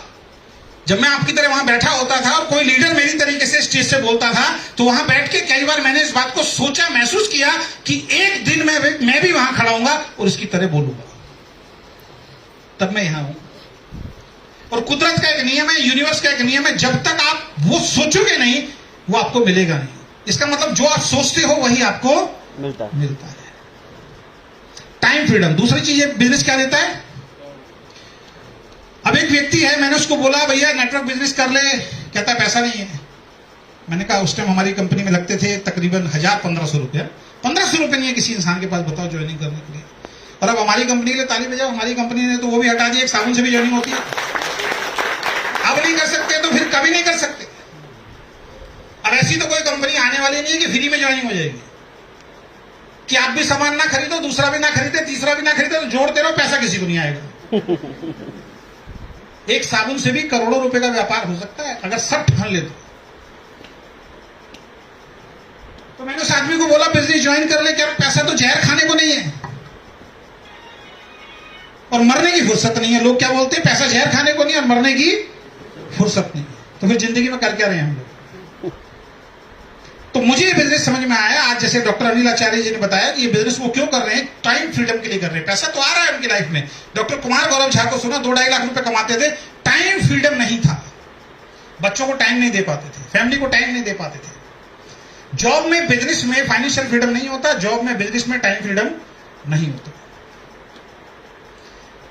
तीसरी चीज है, अब जब पैसा बहुत आएगा, टाइम भी आपके पास बहुत है, तो फ्यूचर प्लानिंग होगी या नहीं होगी, जो मेरे पिताजी नहीं कर पाए। मेरे पिताजी फ्यूचर प्लानिंग क्यों नहीं कर पाए? क्योंकि एटीट्यूड नहीं था। फ्यूचर प्लानिंग इसलिए नहीं कर पाए क्योंकि पैसा नहीं था। लेकिन जब आपके पास पैसा होगा, बिल्कुल टेंशन फ्री लाइफ होगी, तो आप हस्बैंड वाइफ दोनों बैठ के फ्यूचर प्लानिंग करेंगे। ये कह रहा है कौन सा घर लेंगे, कौन सी गाड़ी लेंगे, कहां घूमेंगे, बच्चों को कहां एजुकेशन देंगे, लैपटॉप कौन सा होगा, हर चीज की प्लानिंग होती है जब आपकी जेब के अंदर पैसा, और बगैर पैसे के मुंगेरी लाल के हसीन सपने देखे जाते हैं, उसके अलावा कुछ नहीं देखा जाता। तो सारी चीज कनेक्टेड किससे? पैसे से। जहां तक ले जाना चाहता हूं वहां तक पहुंचने की कोशिश कीजिएगा। बगैर पैसे के कुछ भी नहीं है इंसान। अभी एक वीडियो वायरल हो रही है, वो कौन सी बीमारी है मुझे नहीं मालूम है। एक छोटा सा बच्चा, उसको एक इंजेक्शन लगना है, जिस इंजेक्शन की कीमत 2 करोड़ रुपए बताई जा रही है। 16 करोड़ 16 करोड़ रुपए का इंजेक्शन लगेगा, तब उस बच्चे की जिंदगी बचेगी। मैं फिर बोल रहा हूं, ताली बजा के उस ईश्वर को धन्यवाद दे दो कि वो हम नहीं है। 16 करोड़ रुपए किसको बोलते हैं? 16 करोड़ रुपए। ऐसी ऐसी बीमारियां आ गई हैं। तो पैसा तो बहुत ज्यादा जरूरी है, सीरियस तो अपनी लाइफ के लिए आपको होना पड़ेगा। तो प्लानिंग, फ्यूचर प्लानिंग जॉब में होती ही नहीं साहब। पहली चीज फाइनेंशियल फ्रीडम, दूसरा टाइम फ्रीडम, तीसरा फ्यूचर प्लानिंग और चौथी चीज पर्सनालिटी डेवलपमेंट। ये बिजनेस आपको देता है। लोग पैसे के पीछे भागते हैं, पैसे से पहले आपको अपनी पर्सनालिटी पे काम करना पड़ेगा, क्योंकि कहते हैं फर्स्ट इंप्रेशन इज द। अब एक आदमी बिजनेस दिखाने जा रहा है, दाढ़ी बड़ी हुई है, शर्ट बाहर निकली हुई है, चप्पल पहन के जा रहा है, पेन और पेपर भी उससे मांग रहा है, तो कह रहा है बहुत बड़े बिजनेस में आया हूं। सबसे पहले अपने आप को चेंज करना, अपने एटीट्यूड को चेंज करना है। क्यों बहुत सारे लोग फेल हो जाते हैं? वो अपने आप को चेंज करने के लिए तैयार नहीं होते। तो अपने आप को चेंज करना चाहिए, नहीं करना चाहिए?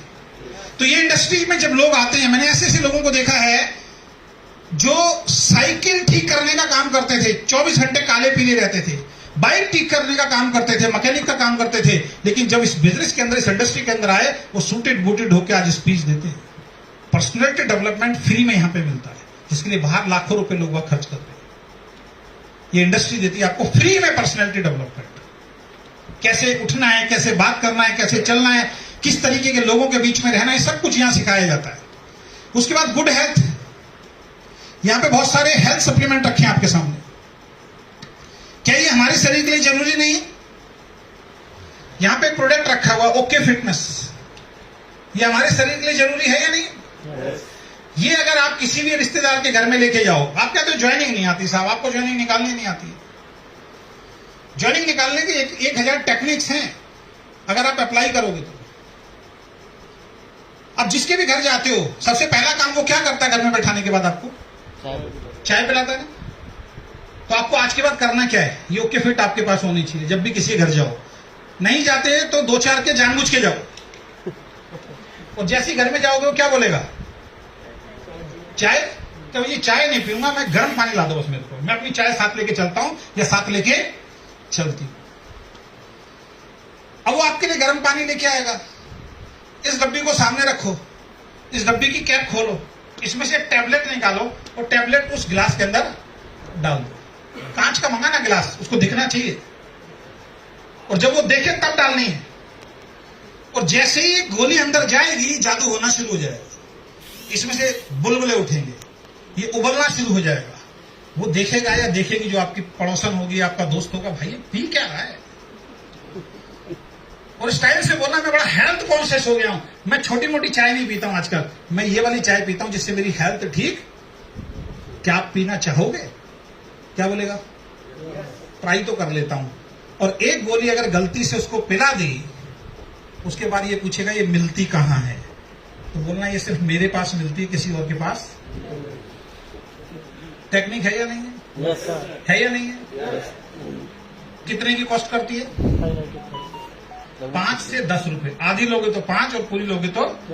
बाहर जो पटरी पे चाय बेच रहा है, कितने की बेच रहा है? कैसी होती होगी? शरीर के लिए अच्छी या बेकार? फिर भी हम पीते हैं या नहीं पीते हैं?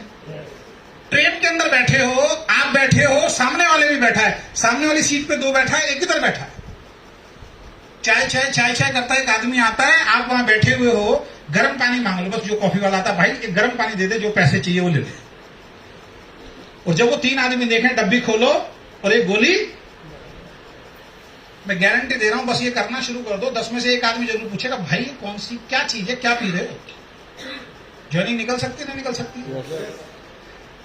हमारी कंपनी में बहुत सारे ऐसे लोग हैं जो इस टेक्निक को अपनाते हैं, लोगों के घर में जाते हैं, वो कहते हैं हम कोई फालतू चाय नहीं पीते, हम इसी चाय को पीते हैं, और बहुत सारी ज्वाइनिंग सिर्फ इस डब्बी से निकाल चुके हैं। लेकिन हम करते ही नहीं। यहां पे बैठे हुए 90% लोगों ने अभी से पी के नहीं देखा होगा कि ये है क्या। एक बार ट्राई जरूर करना। जो आप घर में चाय पीते हो उससे लाख गुना बेहतर चाय है आपके शरीर के लिए। और मेरी वाइफ बड़ी खुश होती है, क्योंकि मुझे चाय वाय ज्यादा बनानी आती नहीं है, लेकिन पानी गर्म करना जरूर आता है। पानी गर्म करता हूं, एक गोली डालता हूं, अपने आप कहती कम से कम एक काम तो ठीक हुआ घर में। दूसरा प्रोडक्ट, हेल्थ केयर की 2 मिनट बात कर लेते हैं। क्या है ये? आप कह रहे हो बिजनेस नहीं हो रहा, धंधा नहीं हो रहा, कैसे नहीं होगा? नॉलेज ही नहीं लेते आप, ट्रेनिंग ही नहीं लेते हो। क्या है ये प्रोडक्ट? ऑर्थोमेगा। जितने लोग यहां बैठे हैं, आप बताइए, क्या आपके रिश्तेदार, क्या आपके दोस्त, क्या कभी किसी को देने की कोशिश की? कभी किसी से बात करने की कोशिश की? आपके पड़ोस में एक अंकल जी रहते हैं जिनके घुटने में बहुत दर्द रहता है, प्यार से 2 मिनट उनके साथ बैठिए कि अंकल जी घुटने में क्या हुआ? बेटा दर्द बहुत होता है, दवाई नहीं ली, बहुत जगह से दवाई ली बेटा, आराम नहीं आया। अरे हमारे एक डॉक्टर हैं अनिल आचार्य जी,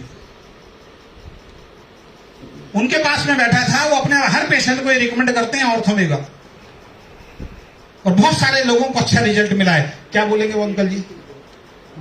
बेटा एक डब्बी मुझे भी लाके, हमें काम करना नहीं आता। हम पता क्या कहते हैं, अंकल जी ये डब्बी ले लो, एक फॉर्म भरना पड़ेगा, उस फॉर्म में आप जुड़ोगे, 2 लोगों को और जोड़ोगे, फिर वो 2 जोड़ेंगे, वो भी करोड़पति और आप भी करोड़पति। अंकल जी नमस्ते। उसके घुटने में दर्द है, हम उसको बिजनेस दिखा रहे हैं। एमआरपी कितना है? 1800। डीपी कितना है? 1800 में से 1260 घटाओ, कितने बचे? 540। 540। एक डब्बी लेके गए, एक अंकल जी को दे गए, 540 रुपए नेट प्रॉफिट आपकी जेब में आता है दोस्त। 10 कस्टमर बना लिए ना घुटने के दर्द के, 5000 रुपए एवरी मंथ की इनकम आपके घर में आती है, सिर्फ 10 लोगों के घर में ये पहुंचाने से। और उन 10 लोगों का अगर घुटने का दर्द ठीक हो गया तो लिख के ले लीजिए, वो 100 लोग अपने आप आपके पास लेके आएंगे कि इनको भी हम करेंगे। करना चाहिए नहीं करना चाहिए? करना चाहिए नहीं करना चाहिए? इतना ही तो कहना है। तीसरा प्रोडक्ट, ये आपके लिए नहीं है, ये मेरे लिए है ना, जो मोटे लोग हैं उनके लिए है। लेकिन इसका मतलब ये नहीं है कि आप मोटे नहीं हो तो आपकी जानकारी में कोई मोटा नहीं है क्या? बहुत सारे लोग हैं ना, जो मोटा उसी को पकड़ लो। हमारे वो बोलते हैं, क्या नाम है, विक्रांत नारवल जी, एक बार ताली बजा दो। वो बोलते हैं जिनका भी मध्य प्रदेश ज्यादा निकला हुआ उनको पकड़ लो। ये मध्य प्रदेश का मतलब समझते हो? ये हमारे पटेल साहब और हम, तो उनको बोलो मध्य प्रदेश इतना कैसे निकल रहा है, इसको कम करो। ये बहुत डाइटिंग कर ली, बहुत दवाइयां खाली नहीं होती, तो मेरे पास एक चीज है, कार्ब कंट्रोल। कुछ भी खाओ, उसके बावजूद भी ये मध्य प्रदेश और वेट कम होगा। लेगा या नहीं लेगा? इसका मतलब पता है, खाना कुछ भी खाते रहो बगैर एक्सरसाइज के, सिर्फ खाने से 2 घंटे पहले 2 कैप्सूल देना शुरू कर दीजिए, 2 गोली देना शुरू कर दीजिए, मध्य प्रदेश धीरे धीरे कम होना शुरू हो जाएगा। कितने लोग रोड पे जा रहे हैं, कितने रिश्तेदार होंगे जो बहुत मोटे हो चुके हैं। हम ट्राई नहीं कर रहे, हम दे नहीं रहे उनको, हमें अपने बिजनेस के बारे में मालूम ही नहीं है। हम तो एक ही चीज कहते हैं, सर चाय नहीं आ रही, सर चाय आए तो मैं तो बस पूछो मोदी जी को भी जोड़ दूं फिर तो। इतने सारे प्रोडक्ट हैं, इतने सारे लोग आपके पास हैं, आप किसी को बता ही नहीं रहे। नेक्स्ट, बहुत कम रखे हमने यहां पे।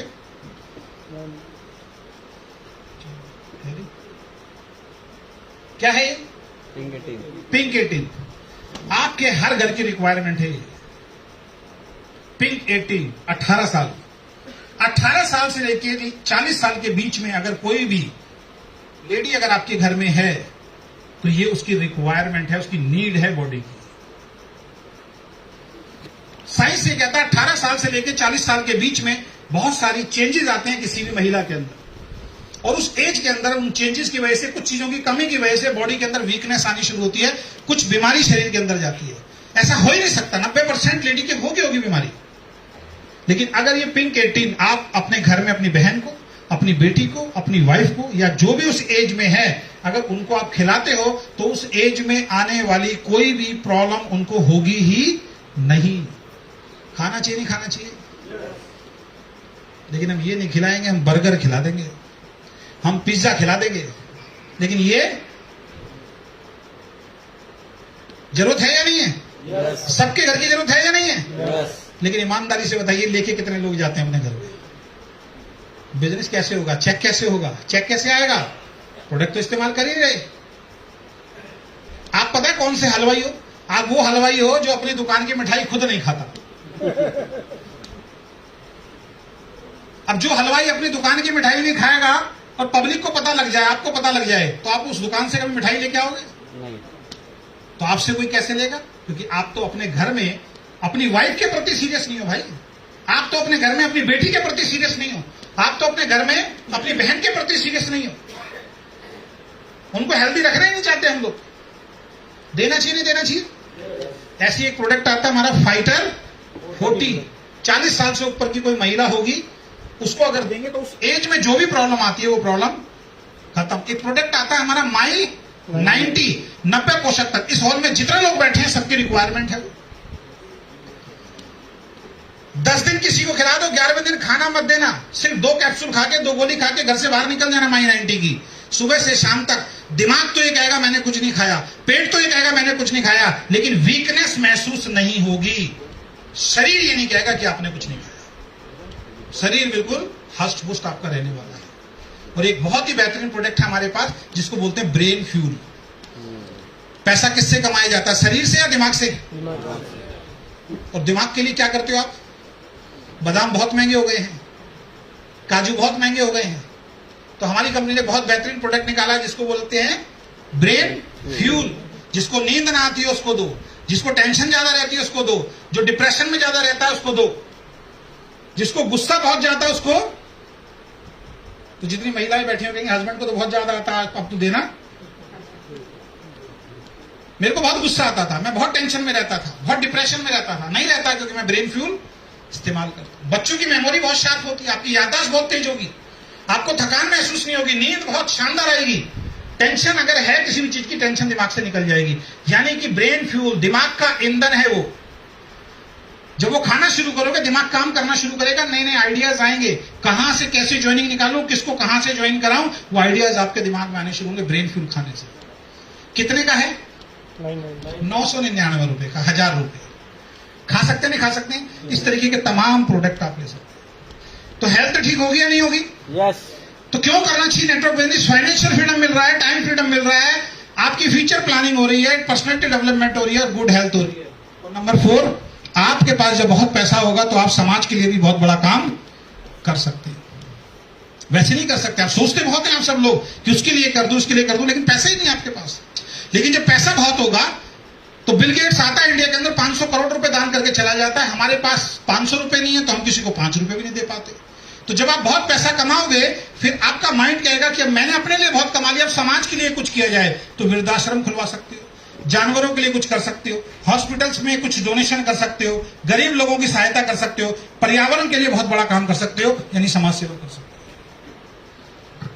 नेक्स्ट, अर्ली रिटायरमेंट, समय से पहले रिटायरमेंट। ऐसे बहुत सारे लोग हैं डायरेक्ट सेलिंग के अंदर जो समय से पहले रिटायर्ड हो चुके हैं, आज उनको पैसा कमाने की जरूरत नहीं है। ये स्लाइड में मैं क्या समझाना चाहता हूं आपको, जो काम आप कर रहे हो ये सारी की सारी चीजें क्या उस काम से मिल सकती हैं आपको? अगर उस काम से नहीं मिल सकती तो दोस्त आपके पास एक ही ऑप्शन बचता है और वो ऑप्शन है डायरेक्ट सेलिंग बिजनेस करना तो पड़ेगा, ऑप्शन नहीं, इसके अलावा कोई ऑप्शन नहीं। अगर ये सारी चीज एक ही बैनर के नीचे चाहिए तो कोई दूसरा काम नहीं। ये मैं नहीं बोल रहा हूं, ये दुनिया के बड़े बड़े जो उद्योगपति हैं, मोटिवेशनल स्पीकर हैं, वो इस बात को बोलते हैं। तो ये समझाने की कोशिश मैंने ये की है कि क्यों करना है डायरेक्ट सेलिंग। मेरा ये क्लियर था, मुझे सारी की सारी चीजें चाहिए, मुझे फाइनेंशियल फ्रीडम चाहिए, मुझे टाइम फ्रीडम चाहिए, मुझे फैमिली की सिक्योरिटी या फिर फ्यूचर प्लानिंग चाहिए, पर्सनैलिटी को मेरे को अच्छा करना था, अपनी हेल्थ को अच्छा करना था, समाज सेवा भी करना चाहता हूं और अर्ली रिटायरमेंट भी मुझे चाहिए। अभी हमारी टीम में एक डिस्ट्रीब्यूटर हैं, उनकी डेथ हो गई, अनिल भाई ने मुझे बताया, और बहुत सीरियसली हमारी टीम के अंदर काम करते थे। तो अनिल भाई ने बोला कि मैं उनके परिवार की मेरी कुछ रिस्पॉन्सिबिलिटी है जो मैं उठाऊंगा। तो मैंने अनिल भाई को बोला कि उनके बच्चे किस स्कूल के अंदर पढ़ते हैं, उनकी कितनी फीस जाती है, आप मुझे बताना, उन बच्चों की फीस की रिस्पॉन्सिबिलिटी मैं उठाऊंगा। ये पावर ये बिजनेस देता है आपको। मैं गारंटी दे रहा हूं, उनके रिश्तेदार नहीं आएंगे, उनके दोस्त नहीं आएंगे, उनके पड़ोसी नहीं आएंगे। ये सिक्योरिटी मिलती है यहां पे आपको, ये प्यार, ये मोहब्बत, एक फैमिली का जो है वो चीज आपको मिलती है। तो भगवान ने हमें इतना योग्य बनाया तो हम दे पाएंगे ना। भगवान मैं कह रहा हूं आपको इतना योग्य बनाया कि आप किसी और को दे पाए। बात समझ में आ रही है? आगे चलते हैं। What is network marketing? Network marketing है क्या, इसको समझती है। कुछ लोगों से मैं पूछना चाहूंगा, इधर से कोई पीछे से बताए नेटवर्क मार्केटिंग है क्या, मुझे बताएं जरा, बताएं जरा पीछे से अगर कोई बताए नेटवर्क मार्केटिंग क्या है। हाँ जी, इतने सारे अनुभवी लोग बैठे हैं, बताइए जरा, जिस काम को कर रहे हैं उसके बारे में पता तो होना चाहिए। क्या है नेटवर्क मार्केटिंग? क्या है सर नेटवर्क मार्केटिंग? लोगों को जोड़ने का बिजनेस। वेरी गुड, ताली बजा दो। क्या है sir network marketing? Live transfer, इनके लिए ताली बजा दो। क्या है सर नेटवर्क मार्केटिंग? खुद कमाना और दूसरे को कमाते हुए। वेरी गुड, इनके लिए ताली बजा दी। क्या है सर नेटवर्क मार्केटिंग? सपनों का। वेरी गुड, जोरदार ताली इनके लिए। इधर से मैम, आपने बहुत सारी कंपनी की, क्या है नेटवर्क मार्केटिंग?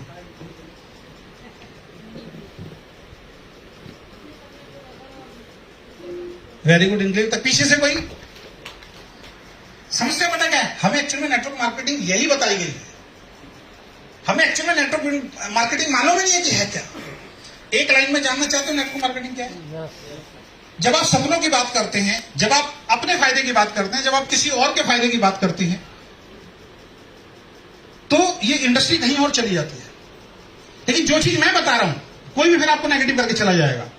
आप कहते हो सपने पूरे करना, और सपने पूरे नहीं होंगे तो आप क्या हो जाओगे? नेगेटिव। फिर आप छोड़ दोगे इस बिजनेस को। एक्चुअल में इंडस्ट्री कुछ और है जो डी के सारंग सर, एक बार मैं चाहूंगा उनके लिए ताली बजाओ, वो जो बताना चाह रहे हैं इस इंडस्ट्री को। लेकिन इस इंडस्ट्री को ड्रीम सेलिंग इंडस्ट्री बना दिया हम लोगों ने। नेटवर्क बिजनेस एक्चुअल में है क्या, इसको अगर समझ गए तो दुनिया का कोई आदमी कभी भी किसी कंपनी में आपको नेगेटिव नहीं कर सकता। जानना चाहते हो? एक लाइन में समझाना चाहता हूं। नेटवर्क बिजनेस का मतलब है ये, कंपनी टू कस्टमर। क्या है? निर्माता का उपभोक्ता से सीधा संपर्क, यानी कि मैन्युफैक्चरर का यूजर से, कस्टमर से सीधा संपर्क। ये है डायरेक्ट सेलिंग नेटवर्क बिजनेस। कितना सिंपल काम है और हमने इसको इतना टिपिकल। यानी कि जो आप पैसा कमा के लाते हो बहुत मुश्किल से, वो कोई मैन्युफैक्चरर बनाता है लेकिन वो सीधा नहीं देता आपको। लेकिन डायरेक्ट सेलिंग की किसी भी कंपनी में निर्माता का उपभोक्ता से सीधा संपर्क, यानी कंपनी से प्रोडक्ट बनता है, सीधा आपके घर में आ रहा है। ये है नेटवर्क बिजनेस। इसको बोलते हैं डायरेक्ट सेलिंग बिजनेस। सामान तो खरीदते हो ना कहीं से। मुझे 5 मिनट में समझ में आया था जिस दिन समझ में आया, तो कई साल में समझ में, लेकिन 5 मिनट में समझ में आ गया। उसके बाद दुनिया का कोई आदमी अजय शर्मा को डायरेक्ट सेलिंग से नेगेटिव नहीं कर सकता, क्योंकि मुझे मालूम है इसमें कुछ भी गलत नहीं है। आप नेगेटिव पता क्यों होते? जब आपको सामने वाला कहता है गलत काम कर रहे हो, समझते हैं क्या है, पता सब है आपको, लेकिन एक सिस्टमेटिक ढंग से मैं समझाने की कोशिश करूंगा। एक मैन्युफैक्चरर होता है जो सामान बनाता है, उसके बाद वो सामान C&F के पास पहुंचता है, C&F से वो डिस्ट्रीब्यूटर के पास पहुंचता है, डिस्ट्रीब्यूटर से होलसेलर के पास पहुंचता है, होलसेलर से शॉपकीपर के पास पहुंचता है, और शॉपकीपर से वो आपके पास पहुंचता है। ऐसे ही होता है। जो भी सामान आज तक इस्तेमाल किया ऐसे ही किया, किसी ना किसी कंपनी का, या तो दाढ़ी वाले बाबा का, या हिंदुस्तान लीवर का, या प्रॉक्टर एंड गैम्बल का, या फिर किसी भी डायरेक्ट सेलिंग कंपनी का। अलग तरीके से आप लेते हैं, उसकी मैं बात नहीं करूंगा, लेकिन जो भी मार्केट से सामान लेते हैं वो इसी चैनल के थ्रू आता है। अब इसमें एक दिक्कत है जिसमें आपका नुकसान है, इन सबका फायदा है। और वो नुकसान समझ गए तो बाकी सारी चीजें आगे समझ में आ जाएंगी। हम इसको पता है कि मेंबर जोड़ने वाला काम समझ बैठे हैं, जो बहुत मुश्किल काम है। मेंबर तो इसमें जोड़ना ही नहीं है, सिर्फ एक इंसान को अवेयर करना है, एक इंसान को बताना है कि तेरा अधिकार क्या है। एक कस्टमर को बताना है कि तुम्हारे पास पावर कितनी बड़ी है, तुम्हारा अधिकार क्या है, तुम उस चीज को चेंज करके अपनी जिंदगी को बदल सकते हो। जब इस तरीके से सामान आपके पास आता है, क्योंकि कोई भी मैन्युफैक्चरर सीधा नहीं देता, तो 30 रुपए का जो सामान कंपनी से बनके चलता है आपके पास आते आते कितने हो जाता है? कितने रुपए फालतू चले गए?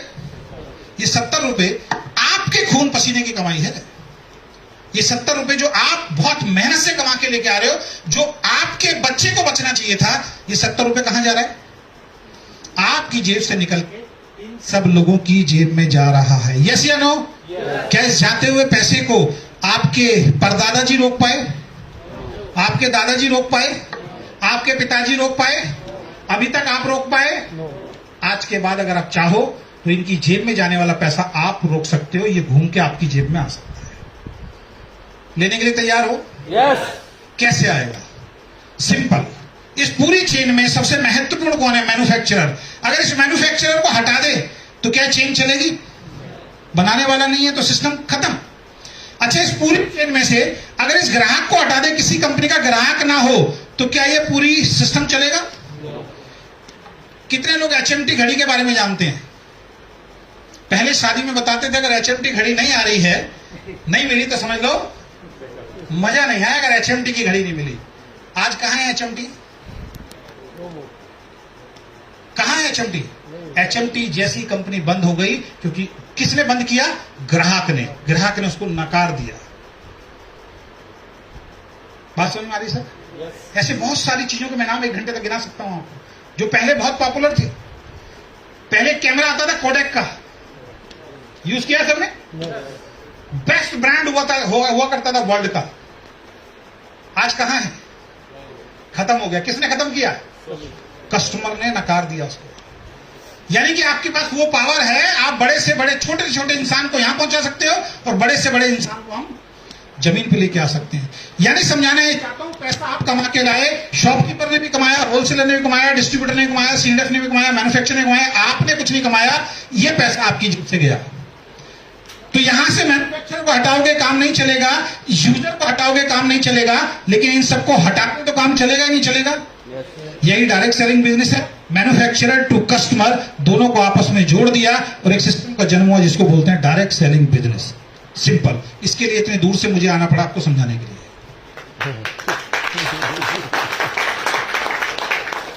पता है क्यों? कोई थर्ड पार्टी की जरूरत होती है आज की दुनिया में। आपके घर में झगड़ा हो जाए, माँ बाप खूब समझाएंगे, बेटा झगड़ा मत करो, झगड़ा मत करो। माँ बाप की बात नहीं सुनोगे, पड़ोसी आएगा अलग से समझाएगा, उसकी बात समझ में आ जाएगी। अब इससे होगा क्या? जो 70 रुपए का सामान था, ये 70% जो था, जो पहले इनकी जेब में जा रहा था, ये 70% अगर आपके और हमारे बीच में आना शुरू हो जाए तो कैसा रहेगा? बस मैंने इतना सही काम किया है, मैंने मार्केट में अपने ब्रांड को चेंज किया, लोगों के ब्रांड को चेंज करवाया। आज ओके लाइफ केयर के माध्यम से मेरे घर में 4 लाख रुपया महीना आता है। मुश्किल काम है क्या? मुश्किल काम है। ये 4 लाख पहले कहां जा रहा था? इन लोगों के बीच में। अब कहां आ रहा है? हमारे बीच में। बात समझ में आ गई? नेटवर्क बिजनेस क्या है? अब कोई नेगेटिव कर सकता है आपको? कोई नेगेटिव नहीं कर सकता अगर ढंग से समझ में आपके आगे हो तो। आगे चलते हैं। मार्केट में किस तरह के प्लान चल रहे हैं इसको समझना बहुत ज्यादा जरूरी है, क्योंकि जब आप अपने प्लान को लेकर निकलेंगे तो मार्केट में नए नए प्लान आएंगे जो आपके दिमाग को खराब करेंगे। और बहुत सारे लोगों की लाइफ बेकार हो चुकी है बहुत सारे गलत प्लानों में भी जाके। तो 3 तरीके के प्लान मार्केट में हैं अभी। Number 1 binary. बाइनरी वो होता है जिसमें एक पैकेज होता है, 10, 15, 20 हजार रुपए देते हैं, आपको एक प्रोडक्ट की किट मिलती है, एक पैकेज मिलता है, आप ले लेते हैं, आप अपने 2-3 रिश्तेदारों को दिला देते हैं, वो काम करते हैं। किसी कारण से अगर वो कामयाब नहीं हो पाते हैं, जब जब आप उनको रास्ते में मिलते हैं, वो एक ही बात बोलते हैं, आपकी वजह से हमारा पैसा फंस गया, हमारा पैसा वापस। तो बाइनरी में जितने भी लोग हैं उनके साथ एक समस्या रहती है, जितने लोगों को मीटिंग ट्रेनिंग में उस व्यक्ति ने जोड़ा होता है, वो जब जब जहां मिलता है वो एक ही बात बोलता है कि भैया हमारा पैसा डूब गया, हमारा पैसा निकलो। नो डाउट पैसा बहुत तेजी से आता है इसमें, लेकिन क्योंकि 10, 20, 30 हजार का पैकेज होता है, आपका रिश्तेदार कामयाब नहीं हुआ, हमेशा पूरी जिंदगी आपको पकड़ के ये बोलता रहेगा मेरा 10,000 वापस दे। बात समझ में आ रही है? तो ऐसे प्लानों से थोड़ा सा हमें बचना चाहिए। दूसरा प्लान कौन सा होता है? ये बहुत खतरनाक प्लान है जिसको हम बोलते हैं इन्वेस्टमेंट प्लान। ये पता है कौन सा प्लान है? ये वो प्लान है जो कहते हैं 10,000 रुपए दो और 3 महीने में 30,000 रुपए लो। ऐसा कोई सिस्टम है क्या? ये वो प्लान है जो कहते हैं कि 2500 रुपए दो और डेली 50 रुपए मिलेंगे। अगर ऐसी कोई स्कीम हो कि 2500 रुपए दो और डेली 50 रुपए मिलेंगे तो मोदी जी की तो सारी समस्या खत्म हो गई। मोदी जी तो जितने भी गरीब आदमी सबके 2500 जेब से लगवा देंगे सरकारी फंड से, और सबको 50 रुपए रोज मिलने शुरू हो जाएंगे या 100 रुपए मिलने शुरू हो जाएंगे। यानी गरीब से गरीब इंसान भी 3,000 रुपए रोज तो कमा सकता है। क्या ऐसा कोई सिस्टम है दुनिया में? नो। लेकिन समस्या पता क्या है? हमारे डीके सर एक बहुत अच्छी बात बोलते हैं जो पर्सनली मुझे बहुत पसंद आती है, कि जब तक इस दुनिया में लालच जिंदा है तब तक इस दुनिया में ठग जिंदा है। बात समझ में आ रही है? यस। जब तक लालच जिंदा है तब तक ठग जिंदा है। जिस दिन लालच खत्म उस दिन ठग खत्म। और हमें हमारा लालच ले डूबता है। एक कंपनी में जहां पे बोला जाता है कोई पैसा नहीं लगाना है, सिर्फ मेहनत करनी है, आपकी जिंदगी बदल जाएगी, वहां लोग ज्वाइन होने के लिए तैयार नहीं होते। लेकिन ऐसी इन्वेस्टमेंट वाली कंपनी जहां पे लोग कहते हैं रातों रात अमीर बनोगे, 1 लाख रुपए लगा दो, कुछ नहीं करना, हर महीने 20,000 मिलेगा, वहां कहीं से भी वो इंसान 1 लाख रुपए लाके दे देता है। उसको मालूम है कंपनी डूबेगी, उसको मालूम है कंपनी बंद होगी, लेकिन उसके बावजूद भी वो पैसा लगाता है। और इतने ढीठ लोग होते हैं, घर में आएंगे, आपके टेबल पे बैठेंगे, आप कहो, आपसे कहेगा 50,000 रुपए लगाओ, आप कहोगे गारंटी दो, कहेगा गारंटी कुछ नहीं है, मैंने लगाया है, उसको आ रहा है, उसको आ रहा है, उसको आ रहा है। हो सकता है कंपनी बंद भी हो जाए, हो सकता है डूब भी जाए, लेकिन अगर आ गया तो तेरी भी जिंदगी बन जाएगी और मेरी भी जिंदगी बन जाएगी। बोलता भी है कि बंद भी हो सकती है, और दोनों मिलकर पैसा लगाते हैं और फिर कंपनी बंद होती है। फिर हमारी जैसी जब अच्छी कंपनी उनके घर के बाहर जाती है तो हाथ जोड़ लेता है, क्या कहता है, अब कोई भी कंपनी। अभी मजाक मजाक में मैंने एक लाइव के अंदर एक बात बोली थी कि पहले जो कंपनी आया करती थी उसमें जब स्टेज पे लीडर आता था वो ऐसे करके साइन बनाता था, किसी भी कंपनी का विक्ट्री। फिर धीरे धीरे सिस्टम बदला, फिर लोगों ने साइन बनाना शुरू किया, दूसरी कंपनी पे पहुंच गए, फिर तीसरी कंपनी में पहुंचे तो कुछ इस तरीके के भी साइन आने शुरू हो गए। फिर चौथी कंपनी में हमारे वाला आ गया, ऐसे बहुत सारे लोग हैं। अब किसी और कंपनी में चले गए, कुछ और साइन बन रहा है, वो ऐसी कंपनियां हैं। इसके बाद एक नया साइन बनेगा, जानना चाहते हो कौन सा है? फिर जब कोई नई कंपनी हमारे जैसा जाएगा, बढ़िया कंपनी लेके जाएगा, फिर वो एक बहुत शानदार साइन बनाता है घर में बैठ के। जानना चाहते हो कौन सा है? वो ये वाला साइन बना है। भाई साहब दूर से नमस्ते मुझे नहीं करना। गलती किसकी है? खुद की। जब ऐसे प्लान में फंसोगे जहां गवर्नमेंट नहीं दे सकती डबल, 10 साल में कोई आदमी कह रहा है मैं 1 साल में डबल दे दूंगा, गलती किसकी है जी? गलती किसकी है? हमारी। फिर हम अच्छी कंपनी को भी बेकार बोलते हैं। तो पहली कंपनी बाइनरी, दूसरी इन्वेस्टमेंट, और तीसरी कौन सी है? जनरेशन। ये दुनिया का सबसे बेस्ट प्लान है, जनरेशन। जो पीढ़ी दर पीढ़ी नीचे से नीचे, नीचे से नीचे कोई भी सामान खरीदेगा आपको पैसा, जिसको जेन्युइन बिजनेस बोलते हैं। और जनरेशन में हिंदुस्तान में बहुत सारी कंपनी चल रही हैं।